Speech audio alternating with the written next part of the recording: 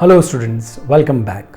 आज हमारा डिस्कशन रहेगा सेकंड सैंपल पेपर के सॉल्यूशंस के ऊपर, जिसे आप प्री बोर्ड फर्स्ट भी कह सकते हैं, क्योंकि जो पहला था वो सीबीएसई का सैंपल पेपर हमने डिस्कस किया था। अब ये वीडियो आपको क्यों देखना चाहिए, यहाँ पे वेटेज क्या है, ये सारी बातें मैं लास्ट वीडियो में आपको बता चुका हूँ। तो ये सारी बातें रिपीट करके मैं आपका टाइम वेस्ट नहीं करूँगा। बस इतना ज़रूर कहूँगा कि अगर आप मेरी सारी स्ट्रेटेजी को, सारे टाइम टेबल को फॉलो करते हुए यहाँ तक पहुँचे हैं, तो आप अपने स्टडीज़ के टुवर्ड्स काफ़ी सीरियस हैं और यही सीरियसनेस आपको बहुत अच्छे मार्क्स दिला सकती है।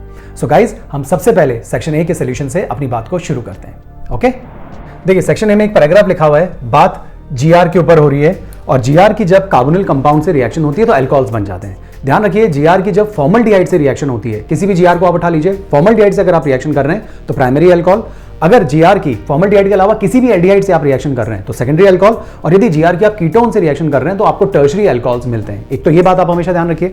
दूसरी बात आप हमेशा ध्यान रखें कि जब भी जीआर को आपको तोड़ने की बात आए तो आप ये ध्यान रख सकते हैं कि CH3 MgBr, मैंने एक एग्जांपल लिखा है जीआर का, आपको हमेशा ये बॉन्ड तोड़ना है और इस बॉन्ड के टूटने के बाद जो चार्जेस आएंगे वो Mg पे प्लस आएगा और CH3 पे माइनस आएगा।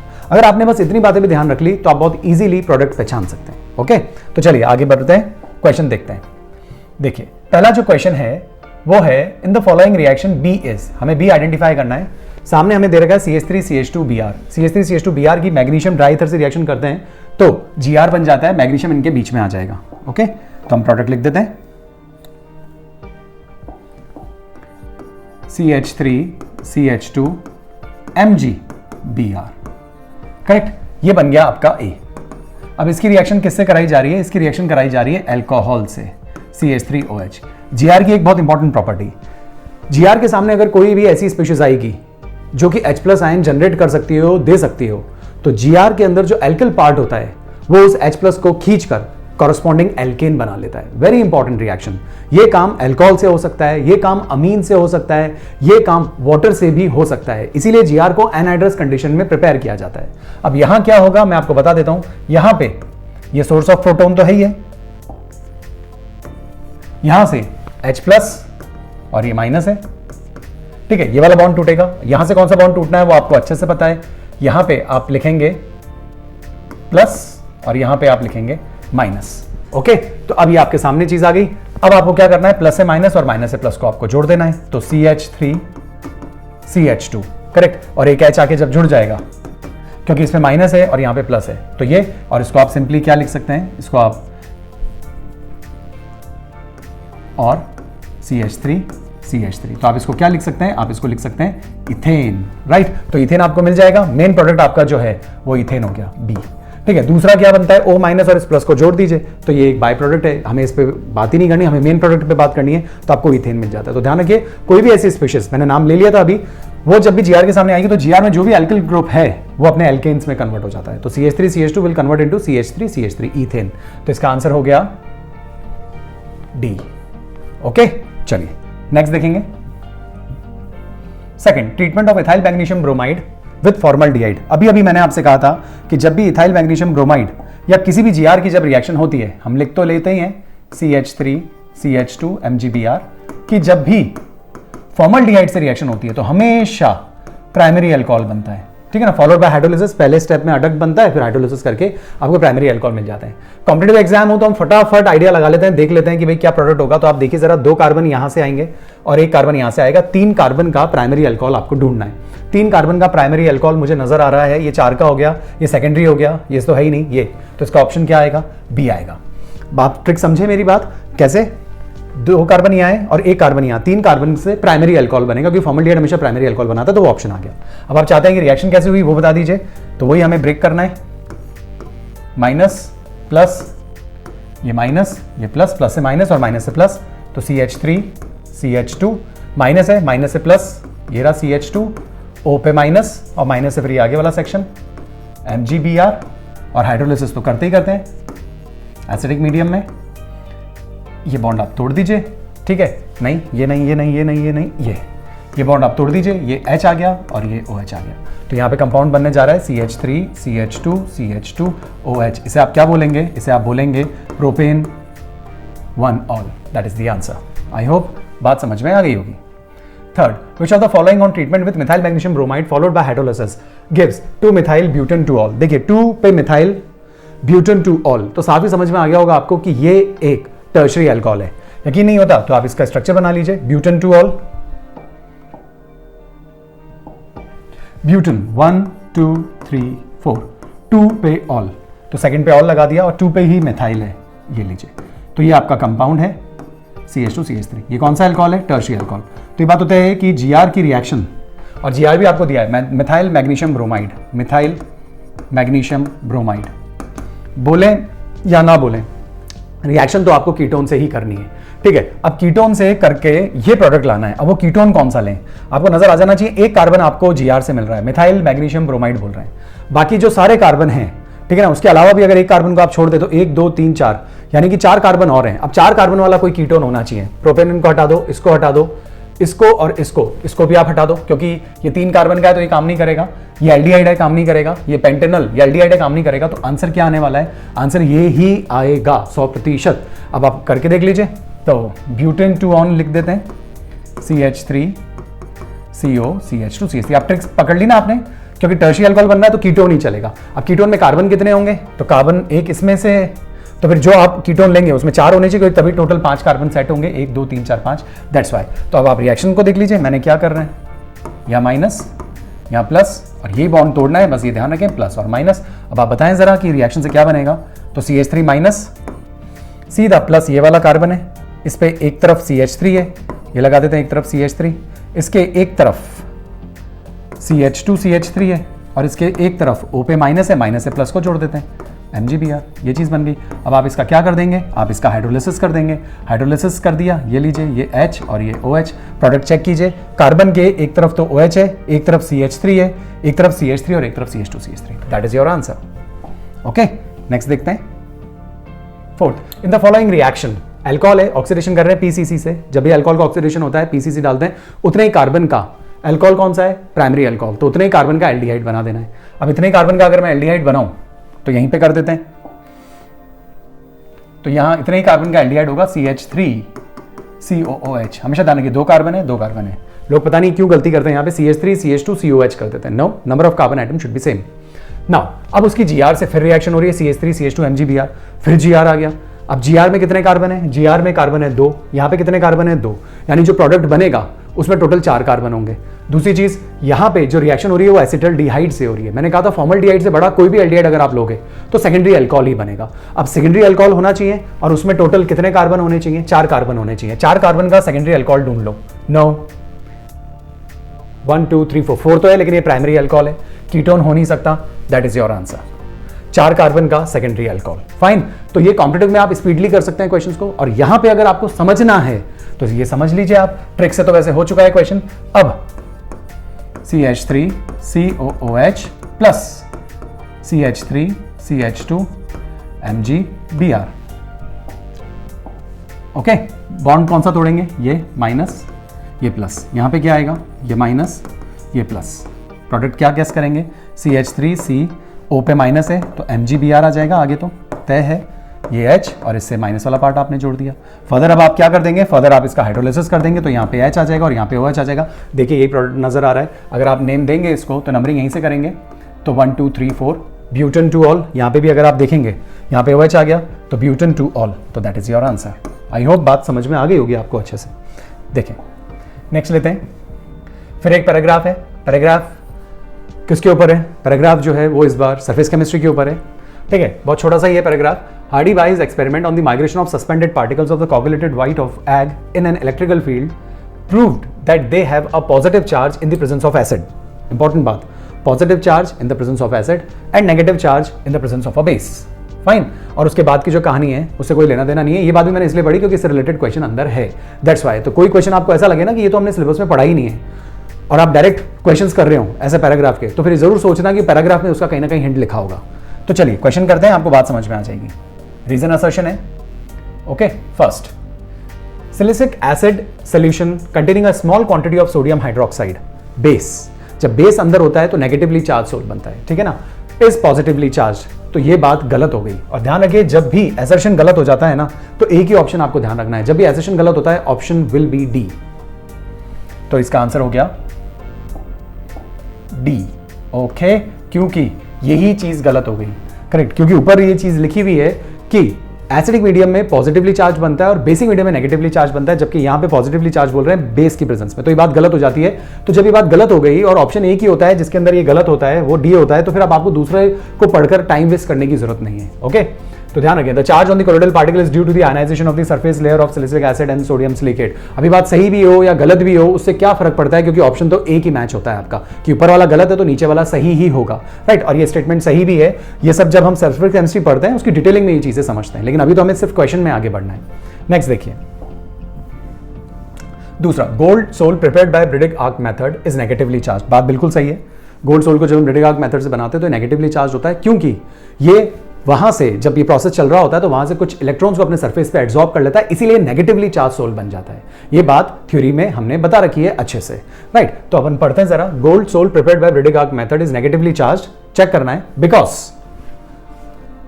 ड्यू टू कह रहे हैं हम, because electron capture during, because of electron capture during electro dispersion of gold metal. बात बिल्कुल जम जाती है, मतलब ऊपर वाली जो स्टेटमेंट है उसी को नीचे वाली चीज एक्सप्लेन कर रही है अच्छे से, कि उसमें नेगेटिव चार्ज इसलिए आता है क्योंकि जो प्रोसेस चल रहा होता है उसी प्रोसेस के दौरान इसके सरफेस पर इलेक्ट्रॉन्स आके एब्जॉर्ब हो जाते हैं। तो बात बिल्कुल सही बैठ जाती है। इस हिसाब से इसका जो आंसर बैठेगा वो बैठेगा ए। पहला वाला भी सही है और दूसरा वाला उसको एक्सप्लेन भी करता है, तो दोनों बातें सही है। ओके, नेक्स्ट देखते हैं। Colloidal solutions are electrically neutral. Colloidal solution जो होते हैं वो इलेक्ट्रिकली न्यूट्रल होते हैं, बिल्कुल होते हैं। कोलोइडल पार्टिकल जो होते हैं वो चार्ज होते हैं, लेकिन वो जिस डिस्पर्जन मीडियम में रखे होते हैं उस पर अपोजिट चार्ज होता है, इसलिए ओवरऑल जो सोल्यूशन होता है कोलोइडल सॉल्यूशन वो इलेक्ट्रिकली न्यूट्रल होता है, लेकिन उसमें जो कोलोइडल पार्टिकल्स होते हैं वो चार्ज होते हैं, डिस्पर्जन मीडियम पे अपोजिट चार्ज होता है। फाइन, तो पहली बात तो बिल्कुल सही है। और जब पहली बात सही हो जाती है तो ऑप्शंस कुछ और भी हो सकते हैं, because disperse phase and dispersion medium carry same charge. बात होगी ना गलत। डिस्पर्स फेज और डिस्पर्जन मीडियम, डिस्पर्स फेज वही कोलोइडल पार्टिकल और डिस्पर्जन मीडियम जो सॉल्वेंट है, इनमें सेम चार्ज, लाइक चार्ज तो हो ही नहीं सकता, अपोजिट चार्जेस होते हैं, तभी तो कोलोइडल सोल न्यूट्रल होता है। तो नीचे वाली बात गलत हो गई, ऊपर वाली बात सही है, और जब ऊपर वाली बात सही है और नीचे वाली बात गलत हो जाती है तो ऑप्शन आ जाता है सी। तो यहां पे आंसर आपका बैठेगा सी। ओके, तो ये बात गलत है, ये बात सही है, तो इस हिसाब से सी। फाइन, चलिए आगे देखते हैं। Fourth, AS2S3 sol prepared. ये एनसीईआरटी में भी लिखा है कि AS2S3 का जो सोल होता है वो नेगेटिवली चार्ज सोल होता है, क्योंकि इसके सरफेस पे S2 माइनस आयंस आके एब्जॉर्ब हो जाते हैं। ये बात लिखी हुई है बहुत क्लियरली। हम पढ़ते हैं, AS2S3 sol prepared by the action of H2S on AS2O3 is negatively charge. बात बिल्कुल सही है। Next, the negative charge on AS2S3 sol is due to the absorption of H plus ion on the surface. गड़बड़ हो गया ना, अगर H plus आके सरफेस पे एब्जॉर्ब होगा तो पहली बात ये पॉजिटिवली चार्ज होगा, लेकिन ऊपर आप बोल रहे हो कि ये नेगेटिवली चार्ज, और नेगेटिवली चार्ज इसलिए होता है क्योंकि S2 माइनस आके एब्जॉर्ब होता है, तो दूसरी स्टेटमेंट गलत हो जाती है। और क्योंकि असर्शन सही है, रीजन गलत है। असर्शन सही है, ओके, और रीजन गलत है। फाइन, तो ऑप्शन वापस क्या मिलेगा आपको? सी मिलेगा। ओके, चलिए नेक्स्ट देखेंगे। अब आते हैं इन टाइप के क्वेश्चंस में, मल्टीपल चॉइस। ठीक है, आपको कुछ वैल्यूज दी हुई हैं, सामने आपको नजर आ गई होंगी। आपसे पूछा जा रहा है, based on using above data the correct order of reducing power is. देखिए, इससे रिलेटेड मैं लास्ट पेपर्स में भी डिस्कशन कर चुका हूं, काफी इंपॉर्टेंट चीज है, कंफ्यूजन रहता है लोगों को, लेकिन लास्ट वीडियो से आपको समझ में आ गई होगी बात, नहीं तो मैं यहां पे फिर बताता हूं ब्रीफ में। देखिए, आपसे कौन सी बात पूछ रहे हैं? आपसे रिड्यूसिंग पावर पूछ रहे हैं। जो भी नाम होता है वो दूसरे के लिए, रिड्यूसिंग पावर मतलब दूसरों को रिड्यूस करेगा, खुद को ऑक्सीडाइज करेगी, ये स्पेशियस। करेक्ट। अब सबसे इंपॉर्टेंट चीज आप ये देखो कि जो वैल्यूज आपको दी हुई है वो रिडक्शन पोटेंशियल है या ऑक्सीडेशन पोटेंशियल है। आप यहाँ पे देखिए जरा, यहाँ पे ऑप्शन स्टेट जो आएगी वो +6 आएगी, और +6 से +3 रिडक्शन है, 0 से -1 रिडक्शन है, +7 से +2 रिडक्शन है, +3 से 0 रिडक्शन है, मतलब ये सारे रिडक्शन पोटेंशियल है। और मैंने आपसे एक बात बोली है, जिसका रिडक्शन पोटेंशियल जितना ज्यादा होता है उसका उतना अच्छा रिडक्शन होता है, और जितना कम होता है रिडक्शन पोटेंशियल उसका उतना अच्छा ऑक्सीडेशन होता है। अब हमें यहाँ पे रिड्यूसिंग पावर बतानी है, वो स्पीशीज ढूंढ के लानी है जो दूसरों को बहुत अच्छे से रिड्यूस करेगी और खुद को बहुत अच्छे से ऑक्सीडाइज करेगी, और खुद को वही बहुत अच्छे से ऑक्सीडाइज करती है जिसका रिडक्शन पोटेंशियल बहुत कम होता है। अब इन सब में से देखो रिडक्शन पोटेंशियल सबसे कम किसका है, तो नजर आ रहा है कि इसी का सबसे कम है। अब इसी का अगर सबसे कम है तो इसी केस में सबसे तेजी से खुद का ऑक्सीडेशन होगा। लेकिन यहाँ पे फिर एक डाउट रहता है कि खुद का ऑक्सीडेशन में आप किसको बोलोगे? आप इसको बोलोगे कि इसका ऑक्सीडेशन अच्छा होगा कि इसका ऑक्सीडेशन अच्छा होगा? अभी तो कॉमन सेंस है, आप खुद ही देख लो कि ऑक्सीडेशन की प्रॉपर्टी किसमें है इन दोनों में। ये तो जब रिड्यूस होता है तो इसमें कन्वर्ट होता है, ये ऑक्सीडाइज जब होता है तो Cr3+ में आता है, तो यहाँ पे ऑक्सीडेशन जो होगा वो Cr का होगा।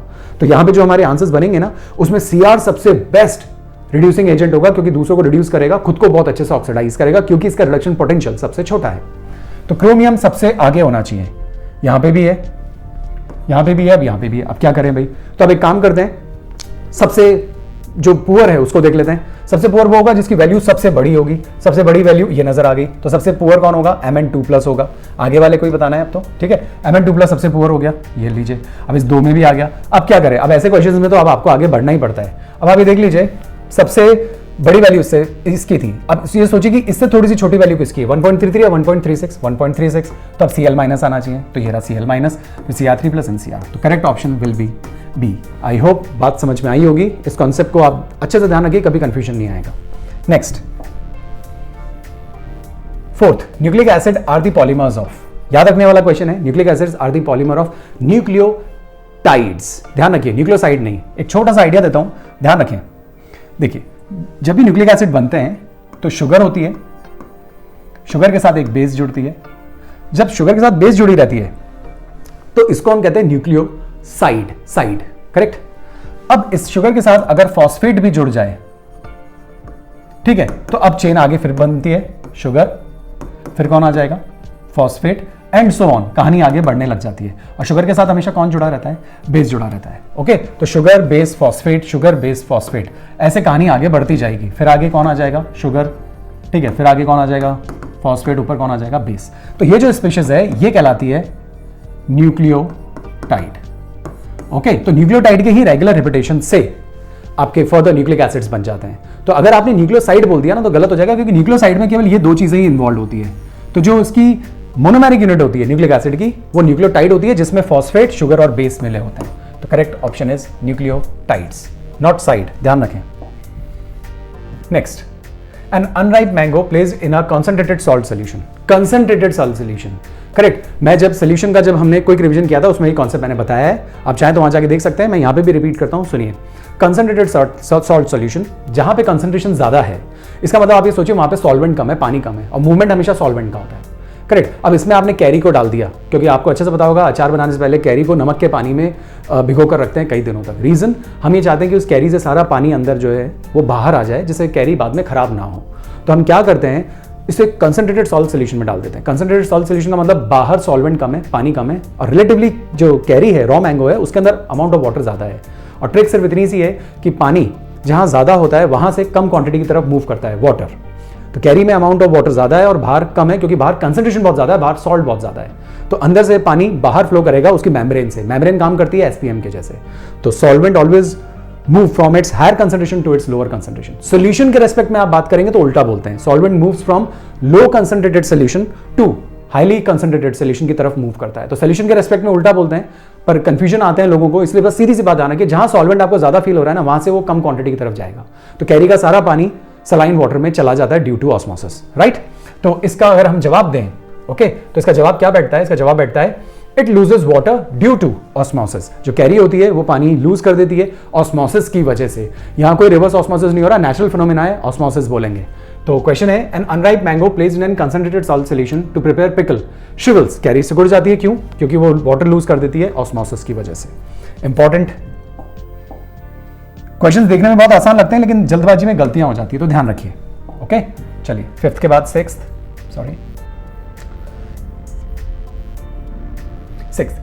The transition element show magnetic moment due to spin and orbital motion of electrons. Which of the following metallic ion has spin only magnetic moment 3.87 Bohr magneton? भाई जो 3.87 जो वैल्यू आती है, इसके लिए एक फॉर्मूला होता है। स्पिन ओनली मैग्नेटिक मोमेंट अगर हमें निकालना हो तो हम क्या करते हैं, या देखिए, हम सबसे पहले यहां पे ये फॉर्मूला याद रखते हैं, √n n+2, that is the formula, where n is the number of unpaired electrons. अब अगर अनपेड इलेक्ट्रॉन डी ब्लॉक की बात हो रही है तो ज्यादा ज्यादा अनपेड इलेक्ट्रॉन कितने हो सकते हैं, 5 हो सकते हैं, करेक्ट। तो पेयरिंग शुरू हो जाती है। अगर अनपेड इलेक्ट्रॉन 1 हो, ठीक है, तो 1 2 एंड 1 3, यानी कि म्यू की जो वैल्यू आएगी वो √3 आएगी, ओके, 1.7 समथिंग। अब n की वैल्यू अगर 2 हो तो यहां पे 2 रख दीजिए, तो 2 + 2 4 2 = 8, √8, तो म्यू की वैल्यू होगी √8। आपको अच्छे से पता है कि 9 का √3 होता है, तो जो 8 का रूट होगा वो 2 पॉइंट समथिंग ही होगा, ठीक है। तो 2.7 मान लेते हैं, 2.8 मान लेते हैं, BM बोर मैग्नेटन। मैं सिर्फ आइडिया दे रहा हूं आपको, आंसर कैसे निकालते हैं। अब n की वैल्यू अगर 3 होगी तो म्यू की वैल्यू 3 + 2 5 × 3 15, √15। 16 का रूट 4 होता है, तो 15 का रूट थोड़ा सा कम होगा 4 से, तो 3 पॉइंट समथिंग या 3.87 जो कि आपको ऊपर नजर आ गया। That's all. तो यहाँ पे अनपेड इलेक्ट्रॉन्स कितने आने चाहिए? 3 आने चाहिए। 4 होंगे तो 4 पॉइंट समथिंग आंसर आ जाएगा, 5 अनपेड होंगे तो 5.89 समथिंग आंसर आ जाएगा। तो अपने को तो ये पता लगाना था कि वैल्यूज कब आती है, जब 3 अनपेड इलेक्ट्रॉन्स होते हैं। अब जो आयंस आपको नजर आ रहे हैं इसमें ये देख लीजिए कि 3 अनपेड इलेक्ट्रॉन कब होंगे। कोबाल्ट एटॉमिक नंबर 27, तो सीधा सा आप क्या ध्यान रखेंगे? 3d74s2। That's all. और कौन सी स्टेट में है? स्टेट है इसकी 2+, तो इसको हटा दीजिए। 7 इलेक्ट्रॉन है। अब 7 इलेक्ट्रॉन की यदि आप बात करें तो 1 2 3 4 5 6 7 कितने इलेक्ट्रॉन्स नजर आ गए आपको? 7 इलेक्ट्रॉन्स आपको नजर आ गए। और क्योंकि 3 अनपेड इलेक्ट्रॉन नजर आ गए, 7 तो टोटल नजर आ रहे हैं और 3 अनपेड नजर आ गए और 3 ही आपको चाहिए, तो ऑप्शन आपका हो गया CO2+। That is your answer. बाकी को जस्टिफाई करता हूं, क्रोमियम प्लस। क्रोमियम का होता है 3d54s1, एक निकाल भी दोगे तो 5 अनपेड इलेक्ट्रॉन होंगे, ये नहीं हो सकता। Mn2+, d5s2, d5s2, s को हटा भी दोगे तो 5 अनपेड इलेक्ट्रॉन होंगे। और क्रोमियम 2+, यही है 2+, एक और भी निकाल दो तो d में 4 बचेंगे, हमें तो 3 अनपेड इलेक्ट्रॉन चाहिए, तो correct option will B CO2+। Fine, चलिए नेक्स्ट देखेंगे, तो आंसर है CO2+। उसके बाद अब देखते हैं 7th, C4H11N on treatment with HNO2। Oh no, HNO2 को हमेशा कैसे ध्यान रखें? Oh no. ओ नो को कैसे लिखता है अभी मैं बताऊंगा। फॉर्म्स आर टर्शियरी अल्कोहल, तो ये कौन होगा भाई? टर्शियरी अल्कोहल बन रहा है। टर्शियरी अल्कोहल का स्ट्रक्चर आपको पता है भाई, 4 कार्बन है, तो टर्शियरी अल्कोहल क्या बन सकता है? 4 कार्बन से टर्शियरी अल्कोहल एक ही बन सकता है, कोई और आइसोमर इसका हो नहीं सकता। वो होगा CH3 CH3 CH3 OH। C4 आ गया, चेक कीजिए, H333 9 10 और N। अच्छा, वो तो अमीन्स है, ये अल्कोहल है, तो ये अपना टर्शियरी अल्कोहल बन गया, मतलब 4 कार्बन का टर्शियरी अल्कोहल यही बन सकता है। अभी पूछे किस अमीन से ये बन सकता है, तो हम अमीन सोचते हैं CH3 ये बिल्कुल यहाँ रहना चाहिए और यही NH2 हो सकता है। अब इस NH2 की यदि हम बात करें तो 4 कार्बन है क्या? बिल्कुल है, 4 कार्बन। हाइड्रोजन कितने? 3 4 5 6 7 8 9 3 है, ठीक है, 10 11, बात बिल्कुल सही बैठ गई। HNO2 से रिएक्शन कर रहे हैं। अब जब आप HNO2 से रिएक्शन करते हैं तो मैंने अभी बोला ना आपको ओ नो, राइट? हाँ, तो आप कैसे ध्यान रखिए? Oh no, right. अब यहां पे देखिए कि क्या होगा, यहां से कौन सी गैस बाहर निकल जाएगी? N2 गैस बाहर निकल जाएगी। टेस्ट है बहुत बेहतरीन, राइट। हाइड्रोजन H2O के साथ, मतलब H2O के साथ जुड़कर H2O बाहर, ठीक है, मतलब H2O बन जाएगा यहां से कुल मिलाकर, और ये OH इस पे आगे जुड़ जाएगा जो कि यहां पे जुड़ रहा है। आंसर खत्म हो गया। तो इसका आंसर हो गया कौन सी अमीन है? ये प्राइमरी अमीन है, तो ये हमने ऑप्शन ले लिया। क्वेश्चन इज इंपॉर्टेंट क्यों है इतना? क्योंकि लोगों को लगता है टर्शियरी अल्कोहल बन रहा है ना, तो जो अमीन लेनी होगी वो टर्शियरी अमीन लेनी होगी, और जल्दबाजी में टर्शियरी अमीन ऑप्ट कर दिया जाता है। ये रहा पहला ऑप्शन ही वो दिया है, क्योंकि टर्शियरी अमीन नहीं, ये प्राइमरी अमीन से बनेगा और ये वाले अमीन से बनेगा, तो ये रहा प्राइमरी अमीन और यहां से ये रिएक्शन हो जाती है। ओके, तो ध्यान रखिए, इंपॉर्टेंट रिएक्शन थी, तो option is primary amine. Now when 1 mole of COCl3NH3 is treated with excess of AgNO3, 0.2 moles of AgCl are obtained। देखो, जब इतनी इंफॉर्मेशन दे दी जाती है ना, इससे रिलेटेड कॉम्पिटिटिव एग्जाम में बहुत क्वेश्चन आते हैं इस टाइप के, ठीक है ना। तो यहां देखिए COCl3NH3 हमें ये नहीं बताया कि एक्चुअल कंपाउंड कौन सा है, बस ये एक टोटल फॉर्मूला हमें दे दिया है, राइट ना। टोटल कंपाउंड मतलब जितने आइटम्स हैं वो सब मिलाकर हमें दे दिए गए हैं।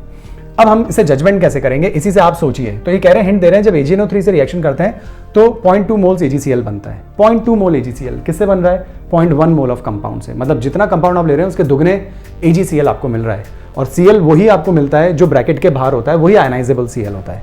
तो बस इसी से मुझे पता पड़ गया कि जो कंपाउंड का फॉर्मूला होगा वो होगा CONH3 3 Cl में से मैं एक ही Cl लिखूंगा और 2 Cl बाहर लिखूंगा। मैंने 2 Cl बाहर क्यों लिखे? क्योंकि अगर मैं इस कंपाउंड के 1 मोल लूंगा तो सोल्यूशन में Cl मुझे 2 मोल्स मिलेंगे, और 2 मोल Cl AgNO3 से रिएक्शन करके 2 मोल ऑफ AgCl बना सकते हैं, क्योंकि जितने Cl बाहर होते हैं वो आयनाइजेबल होते हैं। तो इसके 1 यूनिट से मुझे 2 Cl मिल सकते हैं, तो 2 मोल मिल जाएगा। 0.1 से 0.2 डबल हो गया। फाइन, तो ये फॉर्मूला मैंने आइडिया लगा लिया। अब इस फॉर्मूले को जब आप आयनाइज करते हो तो आप इसको कैसे लिख सकते हो? CONH3 Cl, यहाँ पे 2+, क्योंकि 2 Cl थे, और ट्वाइस Cl माइनस। अब ये जो स्पीशीज है ये 1 है और यहाँ पे ये 2 है, तो ये जो इलेक्ट्रोलाइट है ना, ये इलेक्ट्रोलाइट कहलाता है 1:2 टाइप ऑफ इलेक्ट्रोलाइट। तो आंसर इज दिस 1:2। वैसे तो जब आप फॉर्मूला देख लेते हो तो फॉर्मूले को देख के समझ में आ जाता है, इसकी 1 यूनिट मिलेगी और इसकी 2 यूनिट मिलेगी, तो इसे 1:2 टाइप ऑफ इलेक्ट्रोलाइट कहते हैं। फाइन, तो option is 1:2 type of electrolyte is. 9th की बात करते हैं, in the form of dichromate. ये क्वेश्चन हम पहले भी डिस्कस कर चुके हैं। भाई क्रोमियम की बात की जा रही है, कौन सी ऑप्शन स्टेट में है? क्रोमियम है 6th में, ठीक है। साथ में एमओ जस्ट इसके नीचे है इसी ग्रुप में, मॉलिब्डेनम वो भी 6th में है, और डब्ल्यू वो भी 6th में है। डब्ल्यू का मेल्टिंग पॉइंट हाईएस्ट होता है, ठीक है ना, टंगस्टन, ठीक है। Question is in the form of dichromate, जिसमें क्रोमियम की 6th ऑक्सीजन स्टेट होती है, is strong oxidising agent. Oxidising agent है, वो भी स्ट्रॉन्ग, और आपने यूज भी किया है ऑर्गेनिक में। अब ऑक्सीडाइजिंग एजेंट मतलब दूसरों को ऑक्सीडाइज करने वाला और खुद को रिड्यूस करने वाला, और अच्छा है, स्ट्रॉन्ग है, इसका मतलब खुद अच्छे से रिडक्शन करना चाहेगा, नीचे आना चाहेगा, रिड्यूस होकर खुद को किस में ले आएगा, 3+ में ले आएगा। तो मतलब यहां पे क्या हुआ, अनस्टेबल हुआ। अगर स्टेबल होता तो कुछ करता ही नहीं, अनस्टेबल हुआ और इलेक्ट्रॉन लेकर गेन करके खुद को रिड्यूस करते हुए दूसरों को ऑक्सीडाइज कर देता है। बेहतरीन ऑक्सीडाइजिंग एजेंट है। अब पूछा ऐसा क्यों, तो मैं बार बार बोलता हूं आपको, फिर वापस यहां बोल देता हूं। डी ब्लॉक एलिमेंट्स में जो हेवियर एलिमेंट्स होते हैं, they are stable in higher oxidation state, while lower elements are stable in lower oxidation state. तो ये लाइटर एलिमेंट है, ये छोटी ऑक्सीजन स्टेट में ज्यादा स्टेबल होते हैं, तो Cr3+, और ये जो हेवियर जो एलिमेंट्स हैं, they are more stable in higher oxidation state. इस बात को भी आप ध्यान रखें, इसके एक्सप्लेनेशंस भी हैं, लेकिन यहां रिक्वायर्ड नहीं है।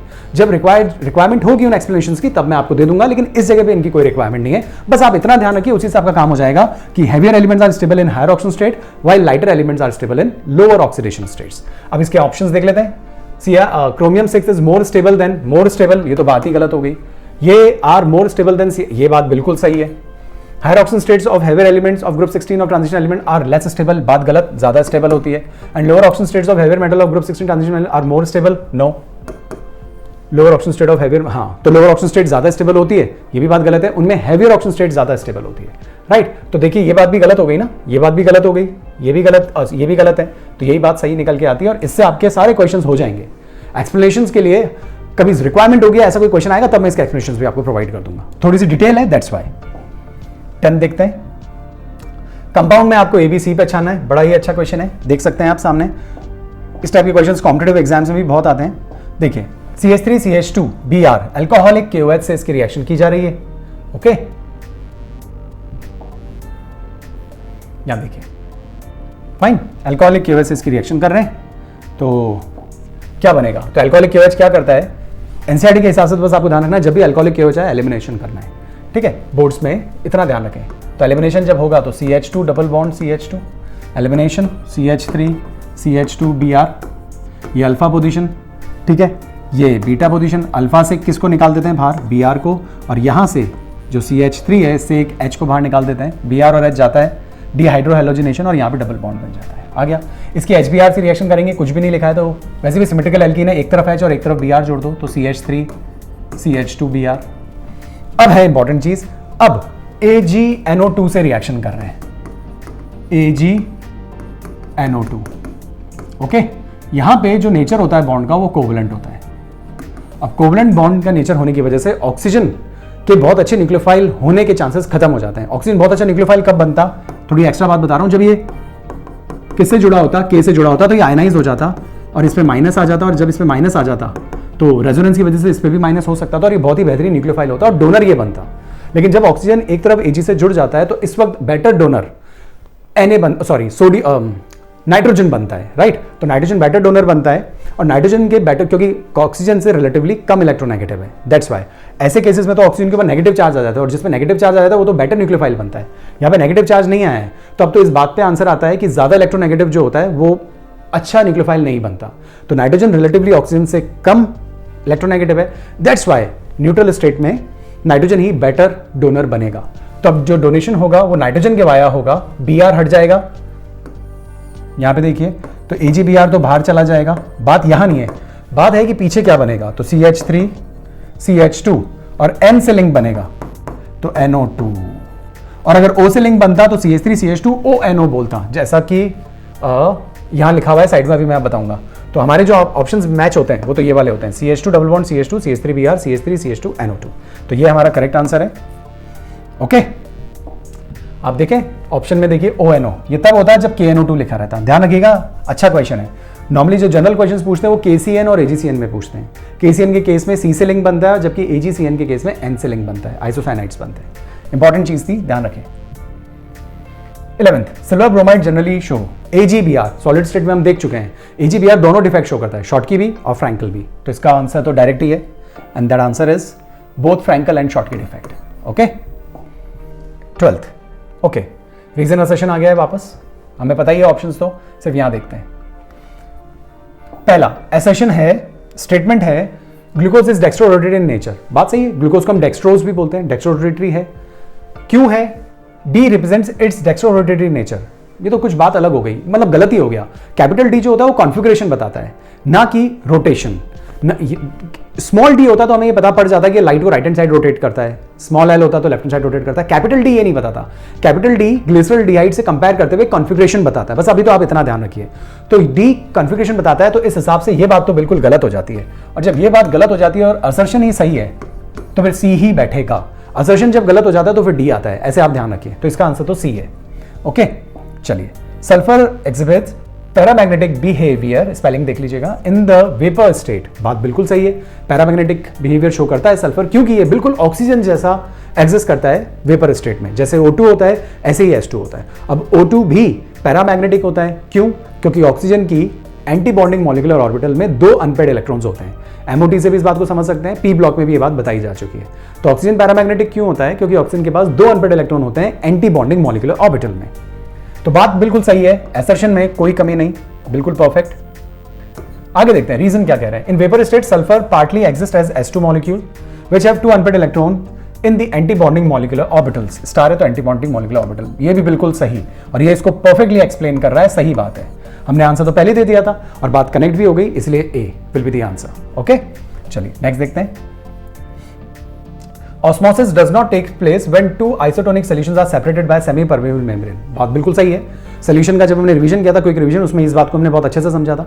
जब 2 सोल्यूशन है और आइसोटोनिक, मतलब दोनों का जो ऑस्मोटिक प्रेशर है वो बिल्कुल सेम है, उनको अगर आप सेमी परमेबल मेम्ब्रेन से सेपरेट भी कर देंगे तो भी कहीं कोई मूवमेंट नहीं होगा, या आप ये कह सकते हैं कोई चेंज नहीं आएगा दोनों साइड की कॉन्सेंट्रेशन में. इक्विलिब्रियम अटेन रहेगा और कोई चेंज नहीं आएगा, क्योंकि जो आइसोटोनिक सोल्यूशंस होते हैं उनके अंदर मूवमेंट अगर सॉल्वेंट का होता भी है तो नेट चेंज कॉन्सेंट्रेशन में कुछ नहीं होता.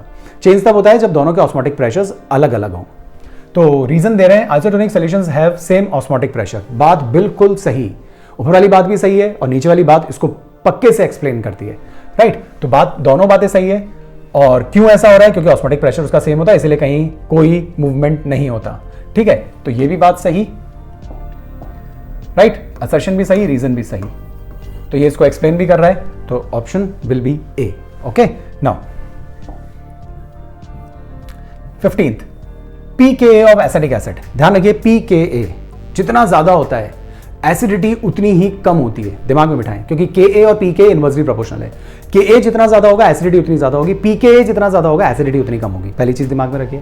ये कह रहे हैं एसिटिक एसिड का pKa ज्यादा होता है फिनॉल से. बड़ा अजीब हो गया.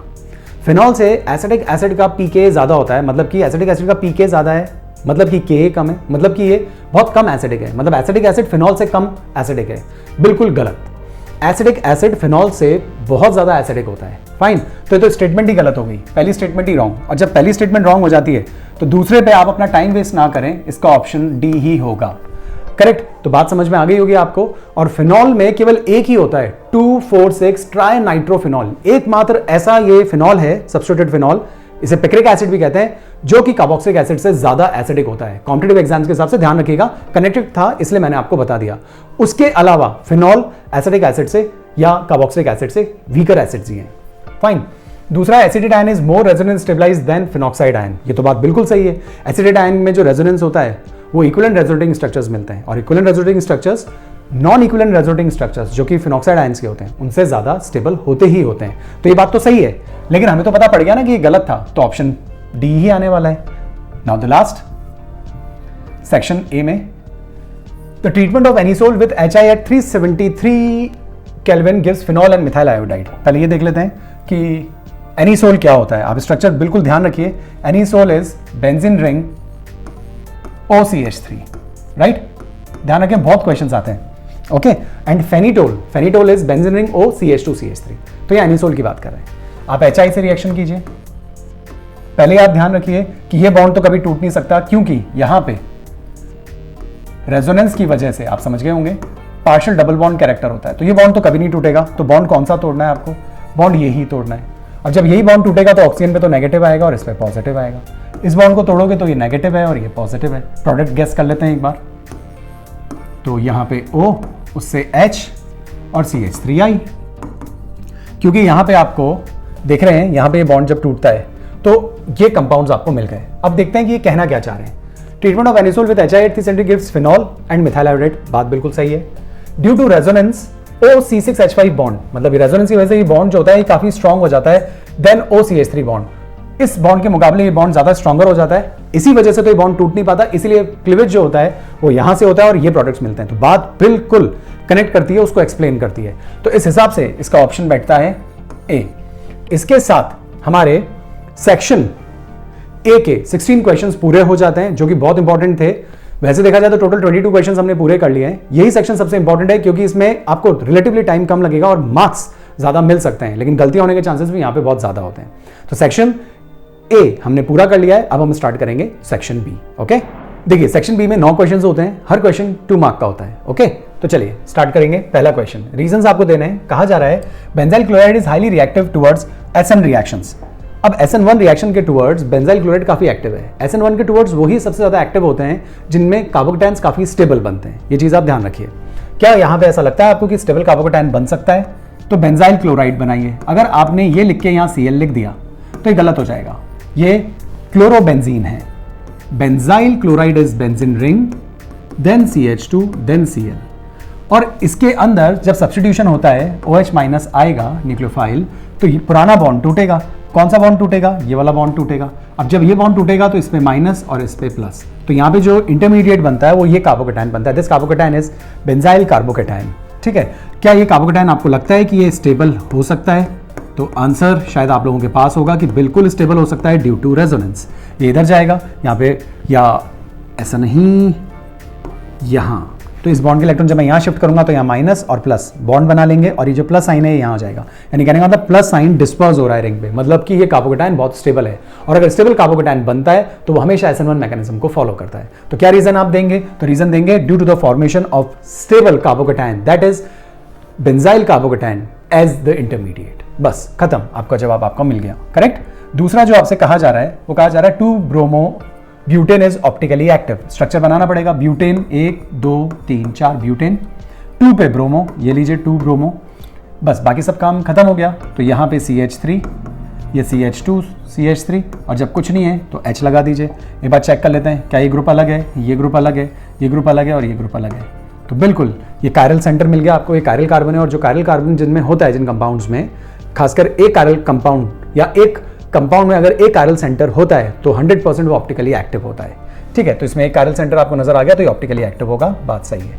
जबकि कह रहा है 1 bromo butane is optically inactive, ये 1 पे ब्रोमो एंड रेस्ट CH3, 3 एक जैसे H आ गए, ये 2 एक जैसे H आ गए, ये 2 एक जैसे H आ गए, ये 2 एक जैसे H आ गए, तो कोई भी कार्बन कायरल नहीं है, तो ये ऑप्टिकली इनएक्टिव होगा। तो बात बिल्कुल सही है। तो इसमें कहेंगे इसमें कायरल सेंटर है, कायरल कार्बन है, इसमें एक भी कायरल कार्बन नहीं है। ओके, चलिए नेक्स्ट देखते हैं। Calculate the mass of a non volatile solute which should be dissolved in 114 gram of octane to reduce its vapour pressure to 80%। Vapour pressure का जब भी क्वेश्चन आए तो समझ आइए relative lowering in vapour pressure से रिलेटेड बात हो रही है। अब जब ये बात हो रही है तो अब इस क्वेश्चन को कैसे करें? तो पहले तो फॉर्मूला याद रखिए। Formula is P1 nought minus P1 upon P1 nought, okay, is equals to X2। मैं तो आपको बोलता हूं I भी लेके चलिए, लेकिन वांट ऑफ फैक्टर ऐसा कह रहे हैं कि डिलीट हो गया है, लेकिन इससे रिलेटेड जो न्यूमेरिकल्स वो काफी कनेक्टेड हैं, तो आप ध्यान रखिए। वैसे भी यहाँ से आपसे कहा जा रहा है कोई इलेक्ट्रोलाइट आपको बताया नहीं है, तो हम I की वैल्यू क्या मान के चल सकते हैं? 1 मान के चल सकते हैं, कोई इशू नहीं है। जो नॉन इलेक्ट्रोलाइट्स होते हैं उनके लिए I का वैल्यू 1 ही होता है, तो हम I की वैल्यू को तो क्या मान लेंगे? 1 मान लेंगे। तो अब आगे कहा जा रहा है मास निकालना है नॉन वॉलेटाइल सॉल्यूट का। तो मास निकालने के लिए तो फॉर्मूले को थोड़ा सा आपको और एक्सप्लोर करना होगा। तो P1 नॉट, I को तो हटा दो, और X2 की अब बात करते हैं। तो X2 is moles of 2, moles of 1 plus moles of 2, यही हो सकता है, राइट। मास निकालना है तो कहानी अभी यहाँ पे भी नहीं रुक सकती है, कहानी और आगे जा सकती है। और क्योंकि हमें ये तो बता ही रखा है कि इसका मोलर मास क्या है और ऑक्टेन जो होता है उसका मोलर मास आप कैलकुलेट करके निकाल सकते हैं। तो हम इस बात को थोड़ा सा और आगे बढ़ा दें। तो P1 nought minus P1 upon P1 nought is equals to X2 by molar mass of 2, X2 by molar mass of 2 plus X1 by molar mass of 1। ठीक है ना, ये 1 का मैंने इधर लिख दिया, इधर लिख दिया, वो तो एक ही बात है, टोटल हो गया। फाइन, अब देखिए, अब वैल्यूज डाल देते हैं, फिर आंसर आपको मिल जाएगा। बस अब वैल्यूज में आप क्या करेंगे, P1 not pure vapour pressure, ये कहना चाह रहे हैं कि वेपर प्रेशर 80% तक कम हो जाता है जब हम नॉन वॉलेटाइल सॉल्यूट मिलाते हैं। ऑब्वियसली वॉलेटाइल चीज ज्यादा वेपर बना रही है, उसमें नॉन वॉलेटाइल सॉल्यूट डाल देंगे, लेट्स से नमक डाल दिया, शुगर डाल दी, तो सरफेस से उतनी वेपर्स नहीं बन पाएगी, तो वेपर प्रेशर कम हो जाता है। तो लेट्स से इनिशियल वाला 100 था, बाद में 80% तक चला गया, तो ये 80 हो गया और इनिशियल वाला तो 100 ही है। ये कहानी आपके पास आ गई। x2 मतलब सॉल्यूट का गिवन मास ही आपसे पूछा है, तो इसको आप मानेंगे x, और मोलर मास उसका आपको क्या दे रखा है 40 upon x2 x 40 plus x1। Solvent कौन है, सॉल्वेंट है 114 ग्राम ऑफ ऑक्टेन, 114 ऑक्टेन। से आपको समझ में आता होगा C8, और एल्केन है तो डबल करके +2, तो C8H18। आप जब इन सब का मास टोटल करके निकाल सकते हैं, कार्बन हाइड्रोजन का सबको पता होता है, तो यहाँ पे आंसर आएगा 114। ये एक अच्छी चीज़ हो गई आपके लिए, कट जाएगा। और बस अब आपको इसको सिंपली सॉल्व करना है। जब आप इसे सिंपली सॉल्व कर लेंगे, नेक्स्ट स्टेप में बता रहा हूँ, तो यहाँ आ जाएगा 20/100 is equals to x/40। Okay, इसको लिख लिया। यहाँ से तो आप इसको कट कर सकते हैं, 1 लिख सकते हैं, अपॉन में ये भी आप लिख लीजिए, अपॉन में आप लिख सकते हैं x/40 + 1। बस अब आपको इसको सॉल्व करना है, क्रॉस मल्टीप्लाई करेंगे, बहुत स्मूथली इक्वेशन सॉल्व होके आंसर आपके पास आ जाएगा 10 ग्राम्स। ओके, तो जो सॉल्यूट आएगा वो कितना आ जाएगा 10 ग्राम्स। फाइन, चलिए नेक्स्ट देखते हैं 19th। फॉर द कॉम्प्लेक्स, एक कॉम्प्लेक्स दिया है, हाइब्रिडाइजेशन, मैग्नेटिक कैरेक्टर और स्पिन कॉम्प्लेक्स बताना है। देखिए सबसे पहले कंपाउंड देखिए, कंपाउंड के अंदर लीगेंड कौन सा है वो देखिए, वो देखना बहुत जरूरी है। CO को स्ट्रॉन्ग फील्ड लीगेंड कैटेगरी में रखा जाता है। आयरन की ऑक्सीजन स्टेट 0 रहेगी, क्योंकि मेटल कार्बोनिल्स में मेटल की ऑक्सीजन स्टेट हमेशा 0 रहती है। इलेक्ट्रॉनिक कन्फिगरेशन के बिना काम चलता नहीं है। नंबर होता है 26, तो ट्रिक मैं आपको बता चुका हूं, 3d6 4s2, 2s में और 6d में ले आओ। एक्सेप्शन होता है, क्रोमियम में है, कॉपर में है, जिंक में है, बाकी सब जगह काम करता है 3d सीरीज में। नाउ पूरा का पूरा रहने वाला है। अब D6 को तो शो भी करना पड़ेगा, ये लीजिए, तो अब D6 को शो करते हैं। शो कैसे करेंगे, 6 1 2 3 4 5 6, और ये S2। आपको अच्छे से पता होगी बात कि जब स्ट्रॉन्ग फील्ड लिगेंड्स होते हैं तो वो पेयरिंग कर देते हैं। जब पेयरिंग होगी, 5 है, ठीक है, पेयरिंग करते हैं, ये तो रहना ही है। ये दोनों इसमें आ गए, ये एक इसमें आ गया, एक इसमें आ गया, और ये दोनों भी उठ के यहाँ आ गए। तो अब इसके आगे अगर हम देखें तो ये D था, ये S था, और ये P था। और आपको कितने लीगेंड्स लाने हैं, 5 लीगेंड्स आ रहे हैं, तो एक तो ये चाहिए, एक ये चाहिए, और तीनों ये चाहिए। तो हाइब्रिडाइजेशन जो सेट होती है वो होती है DSP3, DSP3। बहुत रेयर है, आपने सुना नहीं है, हाँ, लेकिन कंसेप्ट से DSP3 ही आती है। इसका शेप आप याद रख लीजिए, इसका शेप होता है स्क्वायर पिरामिडल। बस आप तो इतना ध्यान रखिए, शेप इन्होंने पूछा भी नहीं है, इन्होंने हाइब्रिडाइजेशन पूछी है। पहला हो गया मैग्नेटिक नेचर, ऑब्वियसली डायमैग्नेटिक, क्योंकि एक भी अनपेड इलेक्ट्रॉन नहीं है, तो दैट इज डायमैग्नेटिक। दूसरी चीज कह रहे हैं स्पिन ऑफ द कॉम्प्लेक्स, जब सारे इलेक्ट्रॉन्स पेयर्ड होते हैं, यानी कोई फ्री स्पिन है ही नहीं, तो हम इसे कहते हैं स्पिन पेयर्ड या फिर लो स्पिन कॉम्प्लेक्सेस। तो इन्होंने पूछा स्पिन ऑफ द कॉम्प्लेक्स, तो आप कहेंगे लो स्पिन, और सारे स्पिन पेयर्ड है, अनपेड इलेक्ट्रॉन नहीं है, स्पिन पेयर्ड। तो लीजिए, ये आपके जवाब हो गए। तो फर्स्ट क्वेश्चन के सारे आंसर्स आपको मिल गए, हाइब्रिडाइजेशन आ गई, मैग्नेटिक नेचर आ गया, और टाइप ऑफ स्पिन आ गया। फाइन, दूसरा क्वेश्चन कह रहे हैं right the formula for the following. इस कंपाउंड का फॉर्मूला लिखना है। अब यहाँ क्या गलती करते हैं स्टूडेंट्स, ध्यान दीजिएगा। टेट्रा अमीन, कोई बड़ी बात नहीं है पहचानना, ये लगा दिया। एक्वा, H2O लगा दिया। ब्रैकेट कब लगा देते हैं, जब एक से ज्यादा एटम्स होते हैं लिगेंड में, तो ब्रैकेट लगाते हैं, ठीक है। क्लोरिडो, Cl आपको अच्छे से पता है एक ही एटम है, फाइन ना, तो Cl पे कोई ब्रैकेट नहीं लगाएंगे। कोबाल्ट, मेटल को इसके आगे लिख देंगे। ऑक्सीजन स्टेट 3rd है, नाइट्रेट NO3। बस अब स्टूडेंट यहाँ लिख के आ जाते हैं और खुश होते रहते हैं कि सही हो गया, गलत है। अभी ऑक्सीजन स्टेट जस्टिफाई करके देखें जरा, तो इसके अगर ऑक्सीजन स्टेट निकालें तो ये तो न्यूट्रल है, ये भी न्यूट्रल है, ये -1 है, NO3 भी -1 है, 0, तो x की वैल्यू कितनी आ रही है +2, जबकि ऊपर तो ऑक्सीजन स्टेट 3 बोल रहे हैं। अब क्या करें, जिस भी चीज़ को आप बदल सकते हैं वो है काउंटर आयन। अब काउंटर आयन में क्या बदलाव किया जाए कि ऑक्सीजन स्टेट 3 बैठ जाए, तो ऑब्वियसली काउंटर आयन की जगह जहाँ आपने 1 काउंट किया, अगर उसकी जगह 2 काउंट हो जाए, तो यहाँ पे हम -1 और इसी जगह 2 है तो -2 कर देंगे, तो फिर +3 आ जाएगी, और that is the correct formula. इसमें गलती होने के चांसेस बहुत ज़्यादा हैं, इसीलिए ध्यान से इसको देख लीजिएगा। NO3 एक नहीं 2 काम में आएंगे। फाइन, चलिए नेक्स्ट देखते हैं। फॉर द अज्यूम्ड रिएक्शन, एक रिएक्शन अज्यूम की जा रही है, rate of equation in terms of rate of disappearance of Y2। बहुत इंपॉर्टेंट बात बोल रहा हूं, इस टाइप के क्वेश्चंस बहुत बहुत फ्रीक्वेंटली नीट में, जेई में, दूसरे कॉम्पिटिटिव एग्जाम्स में पूछे जाते हैं। जब भी रेट ऑफ डिसअपेरेंस की बात हो या रेट ऑफ अपेरेंस की बात हो तो ध्यान रखिए स्टोइशियोमेट्री साथ में नहीं होती, और अगर रेट ऑफ रिएक्शन की बात होती है तो स्टोइशियोमेट्री साथ में लगाते हैं। दिमाग में फिट कीजिए इस बात को, फिर बोल रहा हूं, जब भी रेट ऑफ अपेरेंस या डिसअपेरेंस की बात होती है तो स्टोइशियोमेट्री हटाकर बात करते हैं, ठीक है, और रेट ऑफ रिएक्शन की बात होती है तो विद स्टोइशियोमेट्री बात करते हैं। मैं बताता हूं आपको, देखिए एक रिएक्शन लिखी हुई है, मैं कहता हूं इसके लिए आप डिफरेंशियल रेट इक्वेशन लिख लीजिए। तो हम कैसे लिखेंगे, देखें, हम शुरू करेंगे भाई x है तो मैं क्या लिखूंगा, मैं लिखूंगा dx2 बाई dt, सामने माइनस क्योंकि रिएक्टेंट है, इज इक्वल्स टू, रिएक्टेंट है तो माइनस स्टोइशियोमेट्री से डिवाइड कर दिया, dy2 by dt is equals to positive 1/2 dxy3 by dt। Fine, ये आपने लिख दिया। ये तो किसके बराबर हो जाता है, रेट ऑफ रिएक्शन। जब ये रेट ऑफ रिएक्शन लेते हैं तो स्टोइशियोमेट्री जो होती है वो साथ में चलती है। क्वेश्चन में थोड़ा सा चेंज है, क्वेश्चन में आपसे कह रहे हैं in terms of rate of disappearance of y2। जब y2 के डिसअपेरेंस की बात होती है, ठीक है, तो इसका मतलब है केवल इसकी बात हो रही है। अब आप इसकी टर्म्स में लिखिए, तो अब मैं इसकी टर्म्स में लिखूंगा तो मैं dy2 बाई dt, ये तो है ही है, माइनस तो इसके साथ ही रहेगा, इज इक्वल्स टू, अब इसके साथ में लिखूंगा तो जो 3 है यहां से हटाना है तो क्रॉस मल्टीप्लाई होकर यहां आ जाएगा, करेक्ट, तो यहां हो जाएगा -3dx2 बाई dt।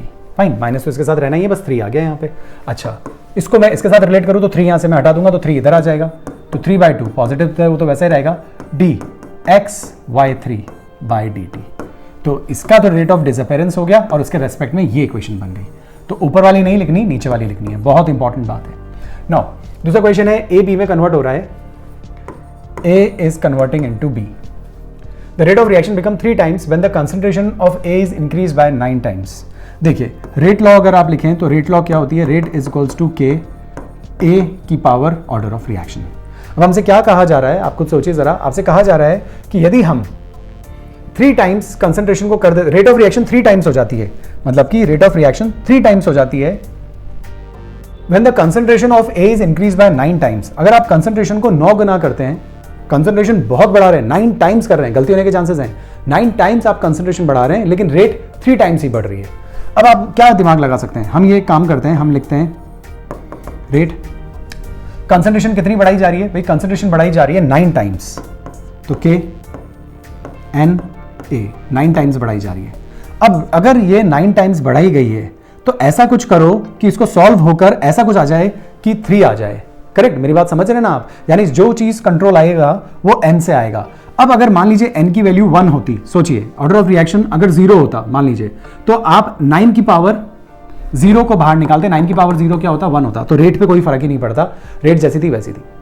नंबर 2, अगर मान लीजिए ऑर्डर ऑफ रिएक्शन 1 होता तो 9 की पावर 1 एक नई चीज होती तो रेट ऑफ रिएक्शन 9 टाइम्स हो जाती, तो रेट ऑफ रिएक्शन 9 टाइम्स तो नहीं थी, 3 टाइम्स हो रही है।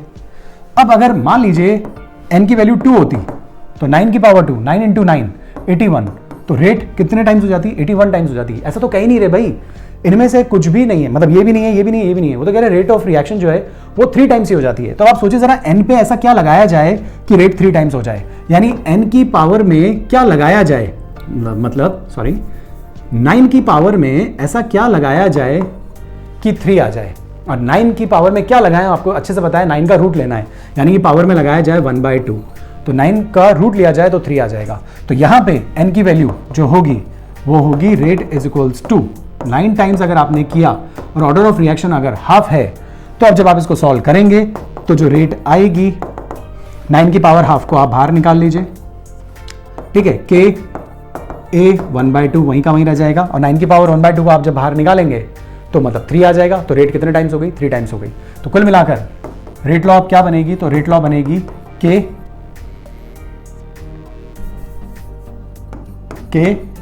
ए power 1/2, that is the answer. I hope आपको अच्छे से बात समझ में आई होगी।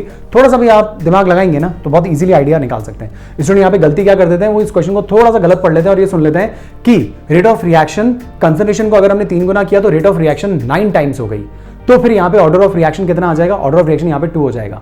कैसे, अगर ऑर्डर ऑफ रिएक्शन यहाँ पे 2 होता है, मान लीजिए यहाँ पे 2 होता है और कंसंट्रेशन मैं कितनी कर रहा हूँ, 3 टाइम्स कर रहा हूँ, तो 3 की पावर 2 बाहर आ जाएगा, 3 की पावर 2 मतलब कि 9 टाइम्स रेट हो गई। लेकिन ये उल्टा कह रहे हैं, ये कह रहे हैं रेट 3 टाइम्स ही बढ़ी, कंसंट्रेशन 9 टाइम्स बढ़ाई, तो फिर वो रूट हो जाएगा। आगे होगी बात समझ में, इंपॉर्टेंट चीज थी। Next 21st, the first order thermal decomposition reaction, the following data were obtained. Reaction आपके सामने लिखी हुई है, प्रेशर्स के ऊपर बात हो रही है, फर्स्ट ऑर्डर काइनेटिक्स है, राइट। आपसे पूछा जा रहा है रेट कांस्टेंट कैलकुलेट कीजिए। भैया फर्स्ट ऑर्डर जो काइनेटिक्स होती है उसके लिए जब आप रेट निकालते हो तो फॉर्मूला क्या होता है, 2.303 upon T log initial pressure upon final pressure. पर एक गलती कर देते हैं, ये हमेशा ध्यान रखिए, इनिशियल प्रेशर भी किसका लिखा जाएगा, रिएक्टेंट का, और फाइनल प्रेशर भी किसका लिखा जाएगा, रिएक्टेंट का। ये आप ध्यान रखिए। अब स्टूडेंट इस क्वेश्चन को कैसे करेंगे, K बराबर 2.303, यहाँ से यहाँ आने में कितना टाइम लग रहा है, 300, किस में है, सेकंड्स में है। चलिए वो तो यूनिट सेकंड इनवर्स आ जाएगी क्योंकि और सब तो यूनिट लेस आने वाला है। लॉग इनिशियल प्रेशर ये लीजिए 0.30, फाइनल प्रेशर 0.50। अब आप इसको सॉल्व करते रहते हैं, ओके।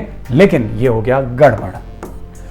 क्या गड़बड़ हो गई, 0.50 यहां पे आप जो जिसकी बात कर रहे हैं, ये कुछ समय बीत जाने के बाद आप जब आगे बढ़ते हैं तो दो बातें हो सकती है। एक तो या तो ये प्रोडक्ट का प्रेशर होगा, क्योंकि रिएक्टेंट जब पूरी हो जाती है तो प्रोडक्ट का प्रेशर होगा, जबकि यहां तो आपको रिएक्टेंट का प्रेशर रखना होता है।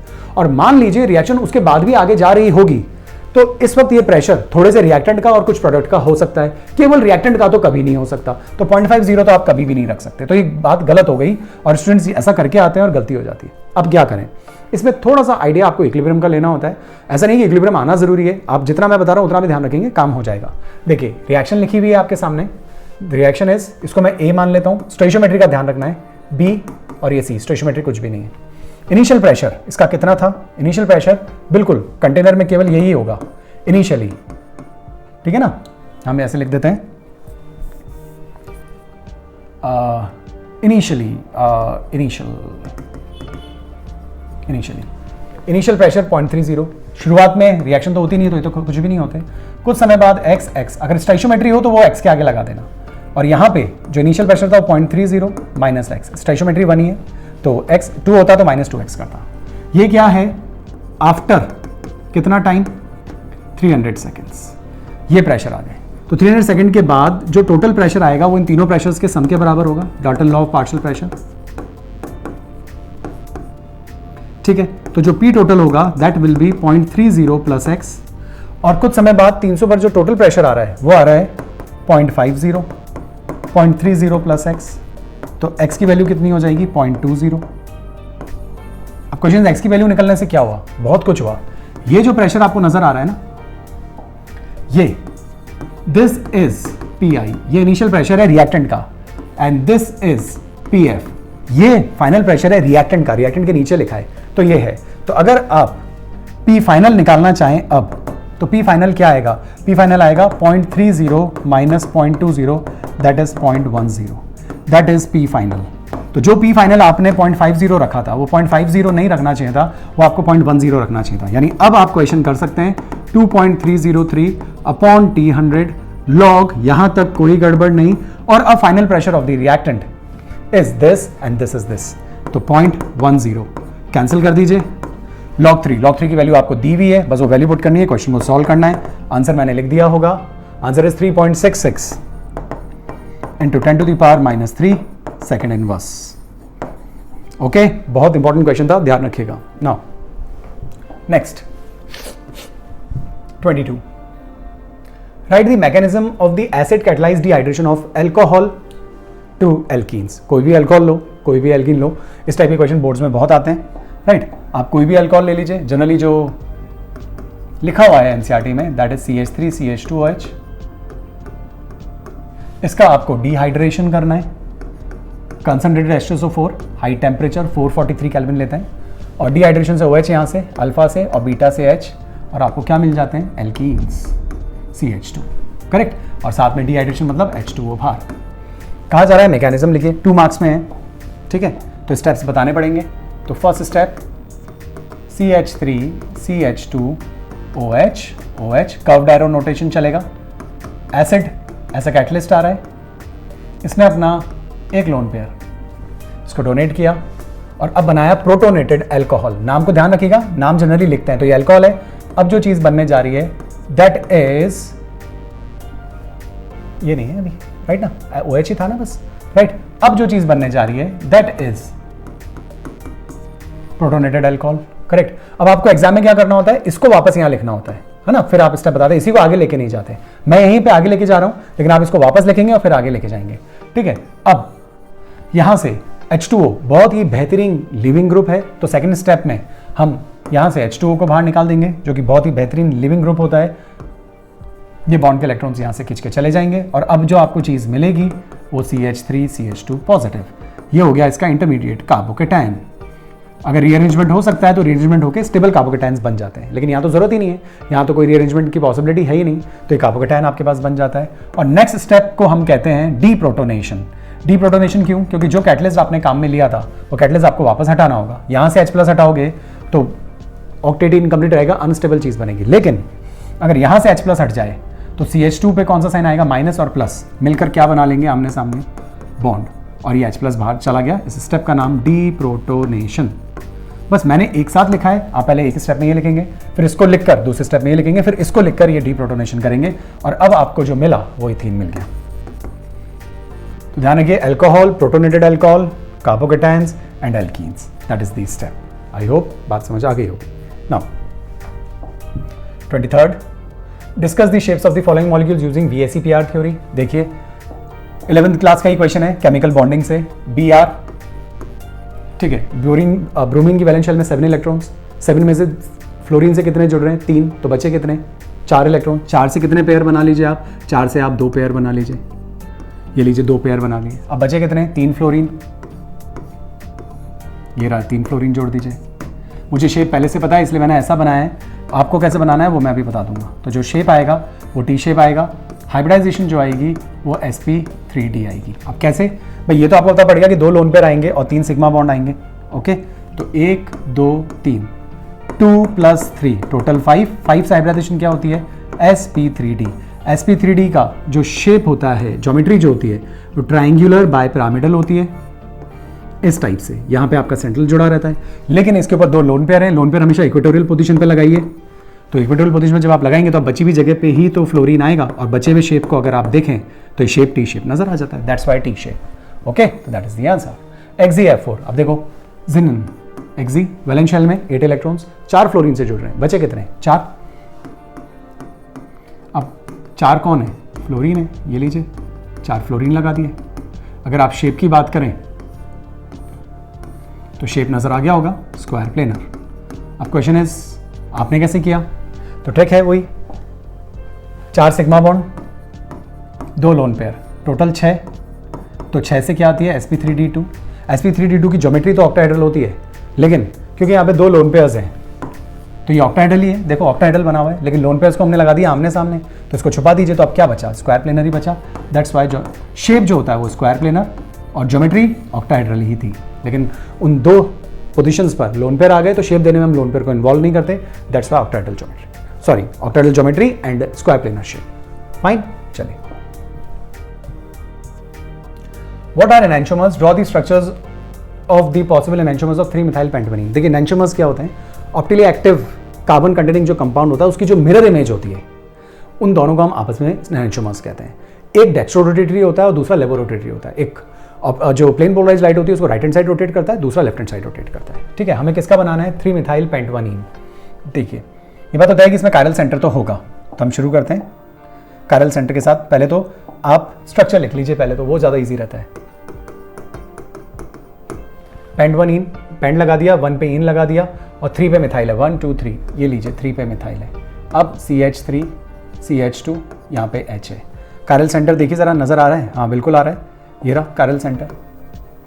ये ग्रुप अलग है, ये ग्रुप अलग है, ये ग्रुप अलग है, ये ग्रुप अलग है। अब मैं इसको ठीक से बना देता हूँ आपके सामने, तो C लिख दीजिए, ऊपर CH3 लिख दीजिए, यहाँ पे CH डबल बॉन्ड CH2 लगा दीजिए, यहाँ पे CH2 CH3 लगा दीजिए और यहाँ पे H लगा दीजिए। तो कायरल सेंटर है ही है। अब इसका एनैंटियोमेरिक फॉर्म बनानी है तो आप ये सोचिए ज़रा, बीच में मिरर लगा हुआ है।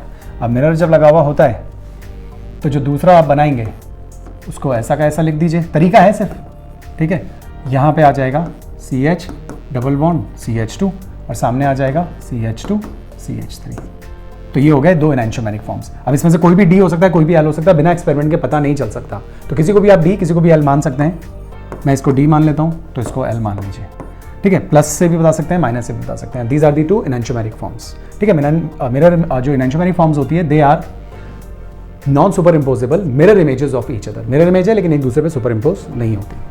दूसरा, in the pair which one is more reactive towards SN2। SN2 देखिए, SN1 में वो स्टेबल होता है जिसका स्टेबल कार्बोकेटायन होता है, और स्टेबल कार्बोकेटायन टर्शरी हैलाइड से बनता है, ठीक है ना। और SN2 में वो तेज जाते हैं जिनमें भीड़ भाड़ कम हो, रश कम हो, यानी 0 डिग्री हैलाइड हो, मतलब हैलाइड की कोई डिग्री ना हो, या प्राइमरी हैलाइड हो, तो SN2 से तेज होता है मैकेनिज्म। तो बस सीधी सी बात है। यहाँ पे देखिए जरा, इसे अगर आप देखें तो साफ नजर आ रहा है 3CH3 मतलब टर्शरी है, और ये देखें तो प्राइमरी है। भीड़ यहाँ पे बहुत ज्यादा है तो ये SN1 प्रेफर करेगा, और यहाँ भीड़ कम है, स्टेरिक एंट्रेंस कम है, तो ये SN2 प्रेफर करेगा। तो which is more reactive towards SN2? Bromo ethane is more reactive towards SN2 due to less steric hindrance, that's all. Fine. Now 25th देखते हैं। In the cubic close packed structure of mixed oxide. अच्छा, octahedral voids पे, octahedral voids, tetrahedral void पे question आ गया। जब भी ऐसे क्वेश्चन आए मैंने ट्रिक बताई है, number of atoms per unit cell n मान लीजिए, और टेट्राहेड्रल वॉइड्स 2n और ऑक्टाहेड्रल वॉइड्स n होते हैं, उस हिसाब से रिलेशन सेट करते हैं। तो एक ऑक्साइड है भाई। अब ऑक्साइड में हमेशा ऑक्सीजन को एंड में लिखा जाता है, तो आप सबसे पहले तो ऑक्सीजन लिख दीजिए। दूसरा कौन है? एक X है, ये X लगा दीजिए। और तीसरा कौन है? तीसरा है Y। अब ये कह रहे हैं cubic close packed structure of mixed oxide. अब हमें कुछ भी नहीं पता कि number of atoms per unit cell कितने हैं, लेकिन ऑक्साइड का ही एरे बना हुआ है, क्रिस्टल बना हुआ है, तो हम n मान लेते हैं। अब कह रहे हैं tetrahedral 1/8 of the tetrahedral voids are occupied by X2+। ये X है, ये 1/8 टेट्राहेड्रल वॉइड। तो पहले तो बताओ, ये अगर n है तो टेट्राहेड्रल वॉइड जस्ट डबल होता है, तो 2n होगा, लेकिन उसके 1/8 ही ऑक्यूपाई हो रहे हैं, तो हमने ऐसे लिख दिया। 1/2 ऑफ द ऑक्टाहेड्रल वॉइड, ये अगर n है तो ऑक्टाहेड्रल वॉइड भी n होंगे, लेकिन हाफ ही हो रहे हैं ऑक्यूपाई, तो ये हमने 1/2 कर दिया। n से n कैंसिल कर दीजिए, तो यहाँ पे क्या आ जाएगा? 1/4, 1/2 इज टू 1। 4 से पूरे को मल्टीप्लाई कर दीजिए, तो 4 यानी यहाँ 1 हो जाएगा, यहाँ पे 2 हो जाएगा, और यहाँ पे 4 हो जाएगा। तो फॉर्मूला क्या बनेगा? X 1 Y 2 O 4। करेक्ट। तो X Y2O4 is the correct answer. Y पे 3+ है, X पे 2+ है, और जो ऑक्साइड है वो 2- वाले होते हैं, ठीक है। तो एक बार देख लीजिए, X पे कितना आ रहा है? +2, ठीक है। ये तो काम हो गया, मैं तो एक्स्ट्रा चेक कर रहा हूं एक बार। Y पे 2+ है, 2 Y और 3+ वाले हैं, तो 3+ और 3+ +6, तो +6 एंड +2 +8, और एक ऑक्सीजन पे -2 होता है, तो -2 × 4 -8, तो -8 चार्ज को +8 चार्ज न्यूट्रलाइज कर रहा है, मतलब बिल्कुल बात सही है। ओके गाइस, तो यहां पे हमारा सेक्शन, हाँ यहां पे हमारा सेक्शन बी कंप्लीट हो जाता है। फाइन, जिसमें सारे क्वेश्चन 2-2 मार्क्स के थे। अब हम स्टार्ट करेंगे सेक्शन सी, जिसके अंदर आप क्वेश्चन जो होंगे वो 3-3 मार्क के होंगे। ओके, तो चलिए फर्स्ट क्वेश्चन उठाएंगे। इसके अंदर क्वेश्चन है account for the following. Reason आपको देना है। रीजन देना है किसका? Transition elements form interstitial compounds. जो ट्रांजिशन एलिमेंट्स हैं, डी ब्लॉक के एलिमेंट्स हैं, वो इंटरस्टिशियल कंपाउंड्स बनाते हैं। क्यों? इंटरस्टिशियल कंपाउंड्स बनाने के लिए जो कंपाउंड होता है उसके अंदर इंटरस्टिशेस होनी चाहिए, वेकेंट साइड्स होने चाहिए, वॉइड्स होने चाहिए, जिनमें छोटे छोटे एटम्स जाकर ट्रैप हो जाते हो। और क्योंकि जो ट्रांजिशन एलिमेंट्स होते हैं ये क्रिस्टलाइन फॉर्म में ही एग्जिस्ट करते हैं, और इनके पास काफी सारी इंटरस्टिशेस होती है, वेकेंट साइड्स होती है, जिनमें छोटे छोटे एटम्स ट्रैप हो जाते हैं। तो that's why they can form interstitial compound. अगर मैं इस कैटेगरी में एग्जाम्पल अगर उठाकर आपको बताऊं, तो इस कैटेगरी में एग्जाम्पल जैसे आ जाएगा TiC, टाइटेनियम के क्रिस्टल में कार्बन ट्रैप रह सकता है, MN4N नाइट्रोजन ट्रैप रह सकता है MN में, Fe3H आयरन के जो क्रिस्टलाइन फॉर्म है उसके जो वेकेंट साइड्स है उसके अंदर हाइड्रोजन ट्रैप रह सकता है। तो इस टाइप के कंपाउंड्स कहलाते हैं interstitial compounds. Fine, second question है Mn3+, बहुत ही फेमस क्वेश्चन है। Mn3+ 3D4 की यदि हम बात करें तो यहां पे अगर आप देखें तो 1 2 3 4 एक खाली है। Is strongly oxidising. ऑक्सीडाइजिंग मतलब दूसरों के लिए ऑक्सीडाइज और खुद रिड्यूस होना चाहता है। खुद रिड्यूस होना चाहता है मतलब कि एक इलेक्ट्रॉन लेना चाहता है, और अगर ये एक इलेक्ट्रॉन ले ले तो आपको मिलेगा हाफ फिल्ड स्टेबल कॉन्फ़िगरेशन। तो बात बिल्कुल जम जाती कि ये बहुत अच्छा ऑक्सीडाइजिंग हो सकता है, क्योंकि after gaining 1 electron it attain half filled stable configuration. Number 2, chromium 2+ अगर क्रोमियम 2+ का इलेक्ट्रॉनिक कन्फिग्रेशन अगर आप बनाएं तो 1 2 3 4, उसमें भी 4 है, तो दिमाग तो ये कहेगा कि ये भी बहुत अच्छा रिड्यूसिंग होना चाहिए था, जैसे सॉरी ऑक्सीडाइजिंग होना चाहिए था, क्योंकि दूसरों को ऑक्सीडाइज और खुद रिड्यूस हो जाना चाहिए था, इलेक्ट्रॉन लेकर हाफ फील्ड में आ जाना चाहिए था। लेकिन इसके लिए कहा जा रहा है ये बहुत ही बेहतरीन रिड्यूसिंग नेचर का है। रिड्यूसिंग नेचर का मतलब दूसरों को रिड्यूस करता है, खुद ऑक्सीडाइज हो जाता है। अब अगर ये खुद ऑक्सीडाइज हो जाएगा, एक इलेक्ट्रॉन निकाल देगा, तो अब जो चीज़ आपको मिलेगी उसमें तो अगर देखा जाए तो यूँ देख लीजिए भाई, 4 थे, 3 ही रह गए, 2 खाली हो गए। ये कैसे हुआ? इधर तो कोई स्टेबिलिटी आपको फील ही नहीं हो रही। लेकिन इस चीज़ को ऐसे नहीं सोचना है। इस चीज़ का कॉन्सेप्ट जो है वो कोऑर्डिनेशन केमिस्ट्री से आता है। नॉर्मली जो क्रोमियम के कॉम्प्लेक्स बनते हैं, कंपाउंड्स बनते हैं, वो ऑक्टाहेड्रल होते हैं। और जब ऑक्टाहेड्रल कॉम्प्लेक्सेस बनते हैं, शॉर्ट में बता रहा हूँ, ठीक है, तो ऑक्टाहेड्रल कॉम्प्लेक्सेस के अंदर स्प्लिटिंग हो जाती है ऑर्बिटल्स की, 3 नीचे और 2 ऊपर। ऊपर वाले को Eg कहते हैं, नीचे वाले को T2G कहते हैं। और अगर क्रोमियम में 3 इलेक्ट्रॉन हैं, ये 3 इलेक्ट्रॉन है, तो तीनों इलेक्ट्रॉन कहाँ चले जाते हैं? नीचे की तरफ चले जाते हैं। और जो कन्फिग्रेशन मिलता है वो T2G3 मिलता है। और क्योंकि तीनों की एनर्जी ओवरऑल एनर्जी से कम की तरफ है, मतलब नीचे की तरफ है, ये एक्साइटेड स्टेट में है। यहाँ इलेक्ट्रॉन्स होते तो एनर्जेटिक होते हैं, यहाँ कम एनर्जी है उनकी, और कम एनर्जी मतलब ज्यादा स्टेबल है। तो T2G3 भी एक तरह का स्प्लिटिंग हो जाने के बाद हाफ फील्ड कॉन्फ़िगरेशन ही है। और क्रोमियम के मैक्सिमम कंपाउंड्स ऑक्टाहेड्रल ज्योमेट्री में एग्जिस्ट करते हैं, और अगर उनके कॉम्प्लेक्सेस बने हुए हैं तो उनके अंदर इस टाइप का कॉन्फ़िगरेशन आ जाता है, जो कि बहुत ज्यादा स्टेबल होता है। और ये कॉन्फ़िगरेशन तब आ सकता है जब इसके पास 3 इलेक्ट्रॉन हो। इस वक्त इसके पास 4 है, तो 1 इलेक्ट्रॉन निकालकर ये अटेन करना चाहेगा, क्योंकि इस स्टेट के अंदर ये T2G3 half filled stable configuration में है। That's why. तो अगर आपसे पूछा जाए ये क्यों, तो जवाब मैं दे चुका हूं, to attain half filled stable configuration. और ये रिड्यूसिंग क्यों, तो रिड्यूसिंग इसलिए क्योंकि इजीली एक इलेक्ट्रॉन निकालकर it attain T2G3 stable half field configuration. बस आपको इतना सा कहना है। ओके भाई, कोऑर्डिनेशन केमिस्ट्री को जब हम रिवाइज करेंगे तब मैं इन चीजों को और समझा दूंगा। अच्छा, एक क्वेश्चन और भी है, transition metals have high melting point. बिल्कुल, टंगस्टन जिसका हाईएस्ट मेल्टिंग पॉइंट है मेटल्स में, वो भी यहीं पे ही है। क्यों है? मेल्टिंग पॉइंट डिसाइड होता है मेटालिक बॉन्डिंग से। मेटालिक बॉन्डिंग डिसाइड होती है नंबर ऑफ अनपेड इलेक्ट्रॉन से। और डी ब्लॉक एलिमेंट्स के पास बहुत सारे अनपेड इलेक्ट्रॉन्स होते हैं, इनका ENC भी बहुत हाई होता है। मेटालिक बॉन्डिंग काफी स्ट्रांग होती है, और मेटालिक बॉन्डिंग अगर स्ट्रांग होगी तो मेल्टिंग पॉइंट्स बहुत ज्यादा हाई होंगे। तो हाई मेल्टिंग पॉइंट्स होने का reason very strong metallic bonding, या फिर आप दूसरा रीजन भी देना चाहें या कनेक्ट करना चाहें तो आप कह सकते हैं more number of unpaired electrons, due to which very strong metallic bonding form, thus they have very high melting points.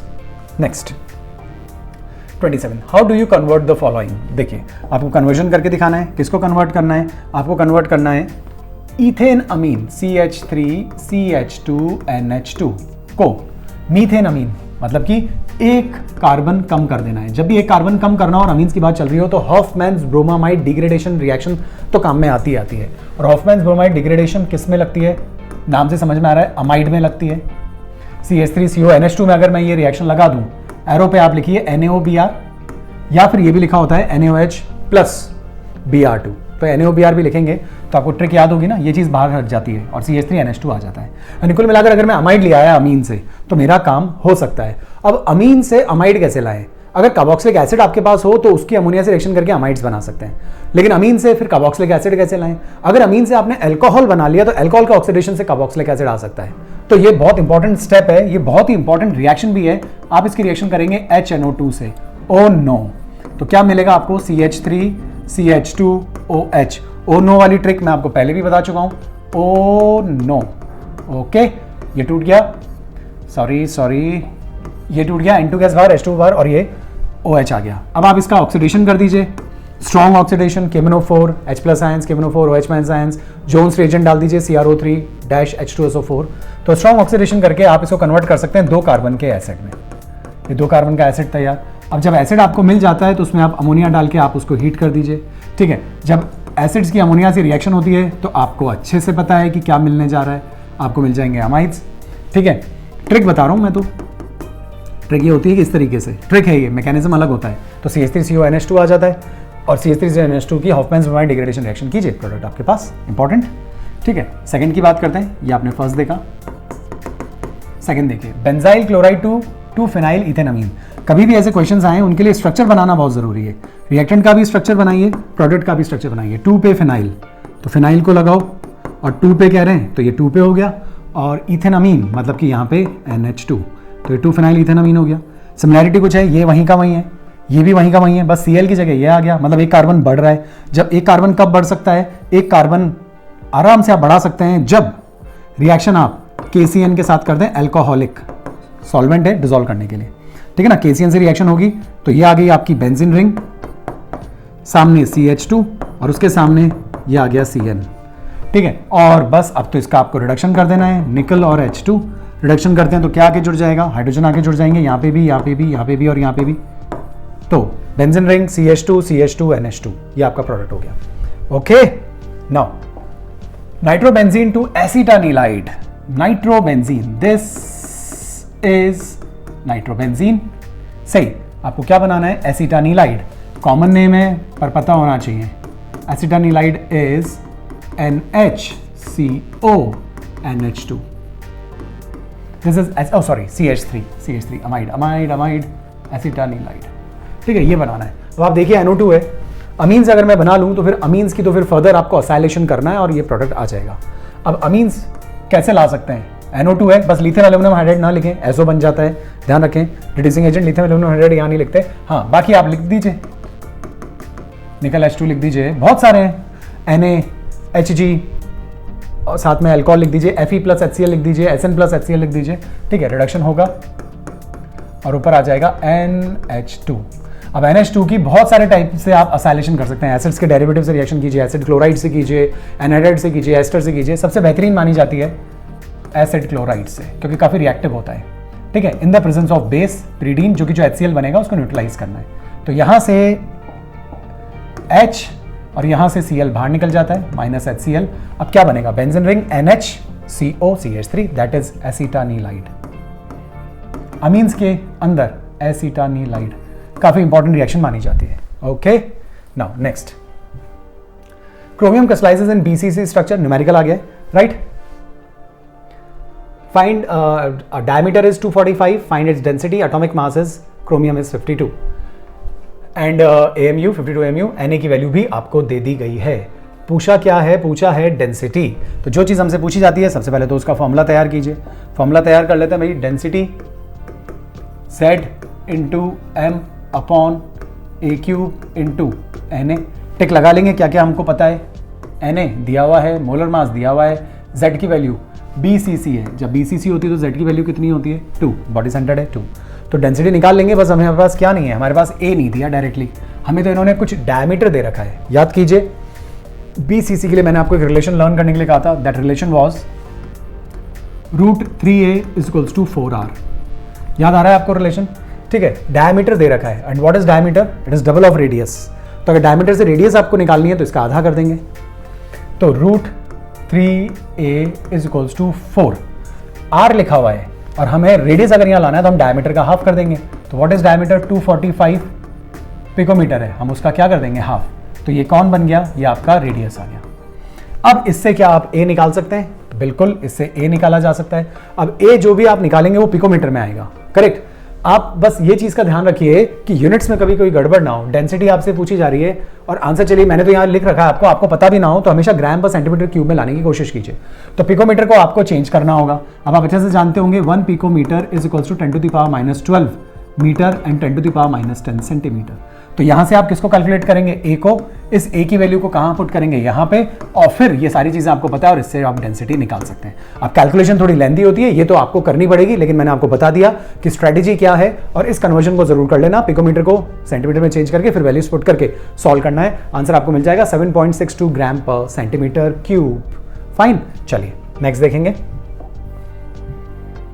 Right, a reaction में shows that all the carbon atoms in glucose are linked in a straight line. देखिए, इस बात को prove करने के लिए हम glucose की HI के साथ रिएक्शन करके हीट कर देते हैं और हमें नॉर्मल हेक्सेन मिल जाता है, ठीक है। तो आपको रिएक्शन लिखनी होती है, तो आप रिएक्शन में ग्लूकोज का स्ट्रक्चर बनाना आपको आना चाहिए। ग्लूकोज का जो स्ट्रक्चर होता है वो COOH CHOH की 4 यूनिट और नीचे CH2OH, दैट इज ग्लूकोज।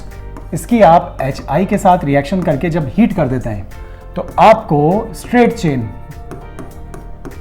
मिल जाती है, and that is normal hexane. और यहाँ स्ट्रेट चेन का आना इस बात को साबित करता है कि 6 के 6 कार्बन एक स्ट्रेट लाइन में जुड़े हुए हैं। तो आपको ये रिएक्शन लिखनी है, दैट्स ऑल, ठीक है। अलग अलग चीजों को प्रूव करने के लिए ग्लूकोज में अलग अलग रिएक्शन है, लेकिन स्ट्रेट चेन को प्रूव करने के लिए यही वाली रिएक्शन है, तो ये आप लिख सकते हैं।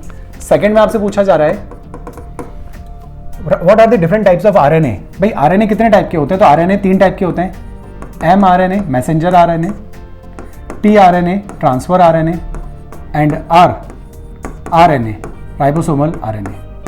तो MTR ये 3 टाइप के RNA होते हैं। आगे कुछ पूछा नहीं है तो बस टाइप पूछे, टाइप हम लिख सकते हैं। उसके बाद डिफाइन डीनेचुरेशन ऑफ प्रोटीन। देखिए डीनेचुरेशन ऑफ प्रोटीन को आप डिफाइन कीजिए, डेफिनेशन एनसीईआरटी में लिखी है, वैसी की वैसी आपको लिखनी है। मैं समझा देता हूँ होता क्या है। देखिए डीनेचुरेशन में क्या होता है, जब भी प्रोटीन्स के सामने उनकी पीएच जो एनवायरनमेंट है उसमें पीएच चेंज कर दी जाए या विगरसली हीट किया जाए, यानी प्रोटीन्स के आसपास के एनवायरनमेंट में पीएच का चेंज हो या टेम्परेचर का चेंज हो, तो प्रोटीन्स के जो स्ट्रक्चर्स होते हैं, टर्शरी स्ट्रक्चर, सेकेंडरी स्ट्रक्चर, वो प्राइमरी स्ट्रक्चर में कन्वर्ट हो जाते हैं। उनकी न्यूट्रिएंट्स वैल्यू पर, केमिकल प्रॉपर्टीज पे कोई फर्क नहीं पड़ता, सिर्फ स्ट्रक्चरल प्रॉपर्टी बदल जाती है। उनके स्ट्रक्चर्स जो होते हैं टर्शरी सेकेंडरी से कन्वर्ट होकर प्राइमरी में आ जाते हैं।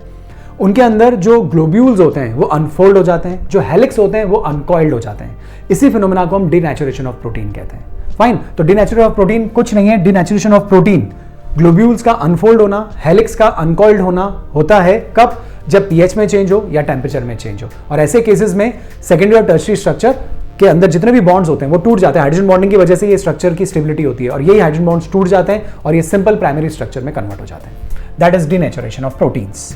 Okay, now 30 give reason. Ozone is thermodynamically less stable than oxygen. बिल्कुल सही है। ओजोन को यदि प्रॉपर्ली हैंडल ना किया जाए तो बहुत बड़ा एक्सप्लोजन भी हो सकता है। अब ओजोन को ही कह रहे हैं थर्मोडायनेमिकली अनस्टेबल क्यों है, तो बस आप इतना सा बोलिए कि जब ओजोन टूटता है ऑक्सीजन में तो ये प्रोसेस बहुत ज्यादा स्पॉन्टेनियस होता है। मतलब ओजोन का ऑक्सीजन में टूटना हाईली स्पॉन्टेनियस प्रोसेस और ये टूटना चाहेगा और इस प्रोसेस के दौरान काफी हीट रिलीज होती है। करेक्ट, हीट रिलीज होती है, एंट्रोपी भी काफी बढ़ती है। आप नोटिस कीजिए 2 यूनिट से 3 यूनिट में कन्वर्ट हो रही है, डिसऑर्डरनेस बढ़ गई, तो बढ़ना मतलब पॉजिटिव। बॉन्ड्स टूट रहे हैं और नए बॉन्ड्स और स्ट्रॉन्गर बन रहे हैं और इस वजह से एनर्जी भी बहुत ज्यादा रिलीज होती है। राइट, दैट्स व्हाई ये जो डेल जी आता है ये हाईली नेगेटिव आ जाता है। आप चाहें तो इस बात को एक्स्ट्रा में delta G delta H minus T delta S, यहां से यहां आने में ये साइन कैसा आ रहा है, पॉजिटिव आ रहा है। ठीक है, डेल्टा एच ऑब्वियसली नेगेटिव ही रहेगा क्योंकि जब हम ओजोन को बनाते हैं ऑक्सीजन से तो वो एंडोथर्मिक रिएक्शन होती है और ओजोन को ऑक्सीजन में टूटना इज एक्सोथर्मिक रिएक्शन। ठीक है, स्टेबल ऑक्सीजन होता है काफी ज्यादा तो एनर्जी रिलीज होती है। तो ये नेगेटिव है, ये पॉजिटिव है, प्लस माइनस, यहाँ पे माइनस लग रहा है ना, तो ये तो माइनस में ही रहेगा, ये भी माइनस में है। तो जैसे जैसे रिएक्शन आगे चलेगी ये टर्म पॉजिटिव में और ये टर्म नेगेटिव में, तो ये ओवरऑल नेगेटिव, ये भी और नेगेटिव होती जाएगी और डेल्टा जी और ज्यादा नेगेटिव होता जाएगा और डेल्टा जी जितना ज्यादा नेगेटिव होता जाएगा प्रोसेस उतना ज्यादा स्पॉन्टेनियस होता जाएगा और इसका मतलब ओजोन हाईली थर्मोडायनेमिकली अनस्टेबल होती जाएगी। ठीक है, तो इंपॉर्टेंट बात थी, ध्यान रखिए ये भी। Second, fluorine does not exhibit any positive oxygen state. एक ही आंसर है, fluorine is the most electronegative atom in the periodic table और जो मोस्ट इलेक्ट्रोनेगेटिव एटम होगा वो पॉजिटिव ऑक्सीजन स्टेट कैसे शो करेगा, तो बस इसका आंसर है हाईली इलेक्ट्रोनेगेटिव एटम। उसके बाद नोबल गैसेस है very low boiling points, obviously 4.2 kelvin helium का है, लोएस्ट ही है। क्यों? बॉइलिंग पॉइंट डिपेंड करता है स्ट्रेंथ ऑफ इंटरमॉलिक्यूलर फोर्सेस पे। इनके अंदर वीकेस्ट इंटरमॉलिक्यूलर फोर्सेस एग्जिस्ट करते हैं, they are London and dispersion forces. तो वीकेस्ट डिस्पर्जन फोर्सेस या लंडन फोर्सेस की प्रेजेंस की वजह से इनके बॉइलिंग पॉइंट्स काफी कम होते हैं और ये मोनोएटॉमिक फॉर्म में तो एग्जिस्ट करते ही हैं, लेकिन उसको यहाँ इंट्रोड्यूस करने की कोई जरूरत नहीं है। बस आप कहेंगे इनके इंटरमॉलिक्यूलर फोर्सेस काफी वीकेस्ट होते हैं। कौन से? London and dispersion forces. Fine, तो चलिए ये हमारा सेक्शन सी भी कंप्लीट होता है। अब हम आते हैं सेक्शन डी पे। तो ये 5 मार्क्स के क्वेश्चंस हैं, तो शुरू करते हैं। 31st क्वेश्चन, आपको इनको अरेंज करना है increasing acidic strength. Size difference जितना बढ़ेगा बॉन्ड उतना वीक होगा और बॉन्ड उतना जल्दी टूट जाएगा। तो HI में साइज डिफरेंस सबसे ज्यादा है क्योंकि आयोडीन का साइज सबसे बड़ा है, तो जल्दी बॉन्ड टूटेगा, जल्दी H सप्लाई होंगे, ज्यादा एसिडिक नेचर होगा। तो आपसे बोला जा रहा है इंक्रीजिंग एसिडिक स्ट्रेंथ। तो जब इंक्रीजिंग एसिडिक स्ट्रेंथ की बात हो तो आंसर चाहे आपका कुछ भी हो, ठीक है, लेकिन ऑर्डर आपको इंक्रीजिंग रखना है। इस चीज का हमेशा ध्यान रखिए, कभी गड़बड़ हो तो पहले से ही एरो लगा दीजिए। सबसे ज्यादा किसको बोल रहे हैं हम? HI। सबसे कम किसको बोलेंगे? HF, क्योंकि साइज कंपेरेबल है, बॉन्ड नहीं टूटता। इससे ज्यादा HCl आएगा और इससे ज्यादा HBr आएगा। ये आ गया ऑर्डर। बॉन्ड पोजीशन एनर्जी से आंसर आ सकता है। बी, इन सबको इंक्रीजिंग बेसिक स्ट्रेंथ से जमाइए। देखिए basic strength NH3, PH3, ASH3, SbH3 यही लिखे होंगे, हाँ, और BiH3। आप नोटिस कीजिए अप टू डाउन चल रहे हैं हम एक पर्टिकुलर ग्रुप में।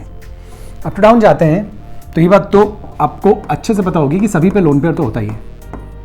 अब जो लोन पेयर जितना इफेक्टिवली डोनेट कर देगा वो उतना ही ज़्यादा बेसिक होगा और इफेक्टिवली लोन पेयर तब डोनेट होते हैं जब सेंट्रल एटम का साइज छोटा हो, क्योंकि लोन पेयर इसी के ऊपर है, और ये साइज जितना छोटा होगा उतना इलेक्ट्रॉन्स डेंस होंगे और इजीली निकल सकते हैं। साइज जितना बड़ा हो जाएगा सेंट्रल एटम का, ये लोन पेयर ऑफ इलेक्ट्रॉन्स उस पर डिफ्यूज हो जाएंगे बड़े साइज पे, इसीलिए फिर बाहर निकलना उतना आसान नहीं होगा। बाहर कब निकल सकते हैं? जब ये कॉन्सेंट्रेटेड रहे, लोकलाइज्ड रहे, तब इनका बाहर निकलना आसान होता है। तो क्योंकि नाइट्रोजन का साइज छोटा है, फॉस्फोरस का थोड़ा बड़ा, आर्सेनिक का और बड़ा, एसबी का और बड़ा, और बिस्मिथ का बहुत बड़ा साइज है, तो लोन पेयर बिस्मिथ पे ज्यादा डीलोकलाइज रहते हैं, इसीलिए डोनेशन के लिए कम अवेलेबल हो पाते हैं। तो बेसिक नेचर में भी इंक्रीजिंग बताना है आपको, तो NH3 ही सबसे ज्यादा होगा, और बाकी तो फिर आपको समझ में आ गया। उससे कम PH3, उससे कम ASH3, उससे कम SBH3 और उससे कम BiH3। ऑर्डर जरूर ध्यान रखिए, इंक्रीजिंग बेस स्ट्रेंथ, ठीक है। कमेंट अब द नेचर ऑफ, अच्छा, 2 SO बॉन्ड्स इन SO2। देखिए, जब आप SO2 का स्ट्रक्चर बनाते हैं तो SO2 का जो स्ट्रक्चर होता है वो आप जानते ही हैं, S डबल बॉन्ड O, ये O और एक इस पे पेयर, ठीक है। 1 2 3 4 5 6 7 8 ये ऑक्टेट कंप्लीट है। स्ट्रक्चर पे इसलिए कमेंट किया जा रहा है कि इसके अंदर बॉन्ड ऑर्डर यहाँ 2 है, यहाँ 1 है, जबकि ना तो इसका बॉन्ड ऑर्डर 2 होता है ना 1 होता है, रेजोनेंस होता है, और यहाँ सिंगल बॉन्ड हो सकता है और यहाँ डबल बॉन्ड हो सकता है। ओके, तो बस हम ये कहना चाह रहे हैं कि इसके अंदर एक पाई बॉन्ड और एक सिग्मा बॉन्ड नहीं होता, इसके अंदर सिंगल बॉन्ड से ज्यादा बॉन्ड ऑर्डर होता है और डबल बॉन्ड से कम बॉन्ड ऑर्डर होता है, ड्यू टू रेजोनेंस। ये इसका रेजोनेटिंग स्ट्रक्चर है, और अगर आप इसका रेजोनेंस हाइब्रिड बनाना चाहे तो ये बॉन्ड जो है वो इसके अंदर मूव कर रहा है, तो यहाँ पे O लगा दीजिए, यहाँ पे O लगा दीजिए, ये पेयर ऑफ इलेक्ट्रॉन यहाँ छोड़ दीजिए। तो बस आप इसके स्ट्रक्चर पे क्या कमेंट कर सकते हैं? इस पे स्ट्रक्चर में ही कमेंट कर सकते हैं कि SO2 के अंदर जो दोनों बॉन्ड लेंथ है वो बिल्कुल आइडेंटिकल है, बॉन्ड ऑर्डर भी बिल्कुल आइडेंटिकल है, और बॉन्ड ऑर्डर 1 से ज्यादा है और 2 से कम है, और यहाँ पे रेजोनेंस एग्जिस्ट करता है। बस आप इतनी बात यहाँ पे बता सकते हैं, इससे ज्यादा कुछ नहीं पूछा है। Comment of the nature of 2 SO bonds formed in SO2 molecule, are the 2 SO bonds in this molecule equal? तो answer is yes, due to resonance. Okay, now next. Okay, एक कीटोन आपको पहचानना है। हिंट्स क्या है भाई? Hints है, एक तो हेलो फॉर्म टेस्ट देता है।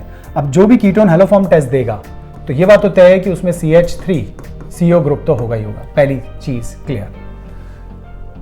Ketone a which undergo haloform reaction gives compound, कोई भी कीटोन है, हमें अभी पता नहीं है पर ए मान लेते हैं, ऑन रिडक्शन। और इस कीटोन का जब रिडक्शन किया जाता है तो आपको क्या मिलता है? कंपाउंड बी मिलता है भाई।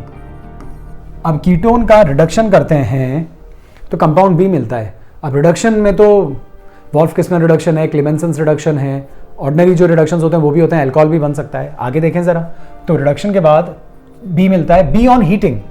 फिर इस कंपाउंड को जब आप हीट करते हैं, okay, in the presence of sulphuric acid, कुछ बात कनेक्ट हो गई होगी अब, मतलब डिहाइड्रेशन गिव्स कंपाउंड सी, तो आपको सी मिल जाता है। तो ये बात तय है कि ये अल्कोहल है कोई, तो एक हिंट तो मुझे मिल गया अल्कोहल, और अल्कोहल का जब डिहाइड्रेशन होता है तो आपको जो चीज मिलती है वो मिल जाती है एल्कीन्स। लेकिन अभी भी बातें क्लियर नहीं है, बस थोड़ा सा हिंट लग रहा है। विच फॉर्म्स मोनोओजोनाइड डी, मोनोओजोनाइड मतलब ओजोन से रिएक्शन करके वो डी बनाता है, एल्कीन्स बना सकते हैं, कोई इशू नहीं है। डी ऑन हाइड्रोलिसिस, अब इस डी का आपको क्या करना है? हाइड्रोलिसिस करना है in presence of zinc dust, gives only acetaldehyde. अब यहां से जो चीज बनती है वो एसिटल्डिहाइड बनती है। ओके, अब आपको बात समझ में आ जानी चाहिए, यानी एसिटल्डिहाइड आपको दे दिया तो एल्कीन पहचान सकते हो आप। अब एल्कीन पहचानने की ट्रिक आपको याद होगी, जब भी कोई एल्डिहाइड आपको दे दिया जाए या कोई भी कार्बोनिल कंपाउंड दे दिया जाए, उसके O को सामने लिख लो और केवल एसिटल्डिहाइड ही मिल रहा है तो दूसरी यूनिट भी इसी की लिख लो, और इस O को गायब करके दोनों को आप ऑक्सीजन डबल बॉन्ड से जोड़ दीजिए। ये यानी कि जिस एल्कीन से बनेगा वो एल्कीन हो गई है, CH3 CH double bond CH single bond CH3। ओजोनॉइड कैसे बनाते हैं? ओजोनॉइड में तो होता है बॉन्ड हटा के ऑक्सीजन से जोड़ देते हैं, तो that is not a big deal. CH CH CH3 और इनको आप किससे जोड़ दीजिए? ऑक्सीजन से जोड़ दीजिए। ये ओजोनॉइड हो गया, ये 11th क्लास में पढ़ चुके होते हैं। ये ओजोनॉइड बन गया, ये आपके सामने स्पीशीज आ गई। नाउ अब ये जो एल्कीन है ये अल्कोहल बनानी है यहाँ पे, और ये आपके सामने कीटोन, यानी जो कीटोन है वो 4 कार्बन का होना चाहिए। अब कीटोन को 4 कार्बन का बनाओगे तो यही बन सकता है, और तो कोई ऑप्शन ही नहीं है, ठीक है। अब इससे अगर मैं अल्कोहल बनाऊं तो एक H यहाँ पे और एक H यहाँ पे, यानी ये अल्कोहल बनेगी CH3 CH OH CH2 CH3, क्योंकि जब अल्कोहल बनाते तो HH आके जुड़ जाता है, डबल बॉन्ड टूटता है, H ऊपर और H नीचे, और कीटोन से हमेशा सेकेंडरी अल्कोहल्स बनते हैं। और इसको जब आप हीट करेंगे तो आपको अच्छे से पता है ये अल्फा पोजीशन है और ये बीटा पोजीशन है, यहाँ से OH और यहाँ से H निकाल देंगे, ये वाली एल्कीन बनेगी, यहाँ से भी निकल सकता था लेकिन सिरजेफ रूल के हिसाब से ज़्यादा सब्स्टिट्यूटेड एल्कीन बनती है तो वो एल्कीन बनेगी। फिनिश्ड। तो आप कहना चाह रहे right the structure and IUPAC names of A B C D, write down A B C, right, and write down the reaction involve. Reaction involve है ये आपके सामने आ गई, ABC का नाम लिखना है। What is A? A is butane 2-on, butanone भी कहते हैं, 2-butanone भी कहते हैं, राइट। यहां पे अगर हम बात करें तो ये अल्कोहल है, 1 2 3, 2 पे है तो ब्यूटन 2-ol। यहां पे अगर हम देखें दिस इज ब्यूट-2-ene, इसको देना नहीं है, and this is acetaldehyde, IUPAC name लिखेंगे तो that is ethanol. Fine, I hope बात समझ में आ गई होगी। अच्छा क्वेश्चन नाउ, अब देखिए नेक्स्ट है predict the product found when cyclohexane carbaldehyde reacts with the following. Cyclohexane carbaldehyde, cyclohexane carbaldehyde, ये लिखिए। ये बहुत से स्टूडेंट क्या लिख देते हैं, ये लिख देते हैं। अब ये क्यों लिखते हैं मुझे पता नहीं, लेकिन ये गलतियां करते हुए मैंने देखा है। साइक्लोहेक्सेन, साइक्लोहेक्सेन, साइक्लोहेक्सेन, ये रहा साइक्लोहेक्सेन कार्बल्डिहाइड। कार्बन इन्वॉल्व नहीं हो रहा ना, रिंग से जब भी कार्बन जुड़ा रहता है एल्डिहाइड का तो उसमें कार्बल्डिहाइड वर्ड यूज करते हैं। Reacts with the following, phenyl magnesium bromide and then hydrolysis. Phenyl magnesium bromide मतलब कि Gr, बॉन्ड कौन सा टूटेगा पता होना चाहिए, प्लस माइनस, माइनस प्लस, ठीक है। हाइड्रोलिसिस तो करके हम बना ही देंगे। पहले प्रोडक्ट पहचान लेते हैं, benzene ring, sorry no benzene ring, benzene नहीं, साइक्लोहेक्सेन है, ठीक है। C से H तो जुड़ा ही रहेगा, O पे आ गया माइनस, माइनस से प्लस MgBr, और इस पे है प्लस, प्लस से माइनस मतलब कि रिंग, प्लस से माइनस रिंग, फिनाइल ये, हाँ डन। ये चीज़ आपके पास आ गई। अब आपको क्या करना है, हाइड्रोलिसिस कर देना है। हाइड्रोलिसिस, ये रहा H और ये रहा OH, तो अब प्रोडक्ट क्या बनेगा, आपका प्रोडक्ट बनेगा एक तो ये C, एक तरफ H, एक तरफ फिनाइल रिंग, फिनाइल ही है ना, फिनाइल मैग्नीशियम ब्रोमाइड, तो ये फिनाइल हमने यहाँ जोड़ा ही था इससे ले जाके, करेक्ट करेक्ट करेक्ट, और यहाँ पे आ गया OH। तो कह रहे predict the product found when cyclohexane carbaldehyde react with this. तो साइक्लोहेक्सेन कार्बल्डिहाइड जब इसके साथ रिएक्शन करेगा तो CH, OH और एक तरफ phenyl ring, that is the answer. Okay, now tolerance reagent, tolerance reagent के साथ जब रिएक्शन होगी तो क्या बनेगा, देखिए टॉलरेंस रिएजेंट में जब भी रिएक्शन होती है, ये CHO लिख दीजिए। टॉलरेंस एजेंट क्या होता है, अमोनिकल सिल्वर नाइट्रेट, जिससे जो कंपाउंड बनता है वो बनता है AgNH3 होल ट्वाइस प्लस, और रिएक्शन होती है बेसिक मीडियम में। मैं आपको ट्रिक देता हूं, ट्रिक क्या लिख सकते हैं आप, ट्रिक लगा सकते हैं, ये 1 मोल, ये 2 मोल और ये 3 मोल, 1 2 3 आप ध्यान रख सकते हैं। अब यहाँ पे जो भी एल्डिहाइड होता है वो अपने कार्बोक्सिलेट आयन में कन्वर्ट हो जाता है, तो COO माइनस में कन्वर्ट हो जाएगा। ये तो Ag जो होता है उसका सिल्वर मिरर PPT बन जाता है। मिरर मतलब क्योंकि टेस्ट ट्यूब में अगर आप देखें तो आपको अपनी हल्की सी शक्ल नज़र आ सकती है, ठीक है। सिल्वर मेटल बनता है, लिक्विड फॉर्म में बन जाता है, PPT की फॉर्म में बनता है, तो इसलिए सिल्वर मिरर कहते हैं। उससे पहचान हो जाती है कि हाँ भाई रिएक्शन पूरी हो गई, एल्डिहाइड थे। अब बच गए कौन भाई, अब अमोनिया बच गए। कितने अमोनिया हैं, 2 and 2, तो 4NH3 लिख दीजिए। थोड़ा सा डिजॉल्व हो गया, NH4OH भी बना लेता है, थोड़ी सी गैस बाहर निकल जाती है। अब कौन बच गया, ऑक्सीजन बच गया। ऑक्सीजन कितने काम में आ गए, 2 काम में आ गए, टोटल कितने थे, 4 थे, तो प्लस 2H2O लिख दीजिए। ये लीजिए आपकी रिएक्शन बैलेंस्ड है, 2 प्लस और 3 माइनस, 1 माइनस है, 1 माइनस है, बिल्कुल परफेक्टली रिएक्शन बैलेंस्ड है। तो आपको ये रिएक्शन लिख के आनी थी, बेंजीन सॉरी साइक्लोहेक्सेन कार्बल्डिहाइड है और ये आपके सामने इसका कार्बोक्सिलेट आयन बन के ये रिएक्शन पूरी हो गई। फाइन, चलिए नेक्स्ट देखेंगे, लास्ट क्वेश्चन। देखिए इस क्वेश्चन में सिर्फ नर्स इक्वेशन लिखनी है, एक हाइपोथेटिकल रिएक्शन लिखी हुई है। ओके चलिए लिख देते हैं। तो नर्स इक्वेशन क्या कहती है, EMF of the cell E0 of the cell minus 0.0591 upon n electron बोले जा रहे हैं, तो n लॉग प्रोडक्ट साइड पे कंसंट्रेशन x जो प्रोडक्ट है वो की कंसंट्रेशन, और जो भी स्टोइचियोमेट्री होती है वो पावर में। दूसरा प्रोडक्ट कौन है, y, स्टोइचियोमेट्री कहाँ पे, पावर में, और ब्रैकेट का मतलब मोलर कंसंट्रेशन, अपॉन a ये एंड b पावर में b। ये लीजिए, ये आपके मार्क्स थे आशा, 1 मार्क का ये हो गया और 4 मार्क का न्यूमेरिकल है। फाइन, चलिए अब एक न्यूमेरिकल कर लेते हैं, लास्ट क्वेश्चन है। ओके देखिए, resistance of a conductivity cell filled with 0.1 mole per litre KCl solution is 100। सबसे पहले आप कंसंट्रेशन लिख लीजिए। कंसंट्रेशन 0.1 मोल पर लीटर के लिए बात हो रही है और रेजिस्टेंस कितना बोला जा रहा है? रेजिस्टेंस बोला जा रहा है 100 ओम। ठीक है, सिंबल को ऑक्टोपस कहते हैं, right. If the resistance of the same cell है, कंडक्टिविटी सेल सेम है, filled with the another concentration solution, दूसरी कंसंट्रेशन ले ली, ठीक है ना, वो ये ले ली, उसके लिए रेजिस्टेंस जो आ रहा है वो आ रहा है 520 ओम्स। ठीक है, calculate the conductivity and molar conductivity. Conductivity मतलब कापा, मोलर कंडक्टिविटी मतलब लैम्डा एम ऑफ 0.2 एम इस सोल्यूशन के लिए कैलकुलेट करनी है। द कंडक्टिविटी ऑफ 0.1 मतलब इसकी कंडक्टिविटी कापा आपको दी हुई है and the conductivity is 1.29 into 10⁻⁻² Om inverse centimetre inverse. Okay, अब आपको ये चीज़ निकालनी है। इन्होंने एक बात बोली है, सेम सेल, जब सेल सेम होता है ना तो सेल कांस्टेंट भी सेम रहता है। जब तक सेल सेम रहेगा सेल कांस्टेंट की वैल्यू सेम रहेगी, L/A की वैल्यू सेम रहेगी। तो ध्यान दीजिएगा। अब इस टाइप के क्वेश्चन को जब सॉल्व करते हैं तो मैं हमेशा स्टूडेंट्स को यही बोलता हूँ कि आप सिर्फ एक फॉर्मूला ध्यान रखिए, आपका काम हो जाएगा। और वो फॉर्मूला है kappa equals to G into G star. इस टाइप के फॉर्मूले, इस कंटेंट से जो फॉर्मूले आते हैं वो इस, या जो न्यूमेरिकल आता है वो इस फॉर्मूले से सॉल्व हो सकता है। अब kappa equals to G into G star, क्या कापा आपके पास है? बिल्कुल है। G क्या होता है? कंडक्टिविटी क्या होता है? 1/R और G स्टार। तो G स्टार क्या हो जाएगा? सेल कांस्टेंट G स्टार हो जाएगा कापा इंटू R। क्या G स्टार हम निकाल सकते हैं इसका? तो कापा इज 1.29 इंटू 10⁻⁻² और R कितना है? 100 ओम। यहाँ पे ओम इनवर्स है, कैंसिल हो जाएगा, करेक्ट। तो सेंटीमीटर इनवर्स बच जाएगा। ये आपके पास G स्टार आ गया and G star will be same, क्योंकि जो दूसरे सोल्यूशन को आपने लिया है वो भी सेम सेल में लिया है, तो G स्टार सेम है। दूसरे सेल के लिए वापस यही फॉर्मूला लगाएंगे, kappa equals to G into G star. और अब क्या G स्टार आपके पास है? बिल्कुल है।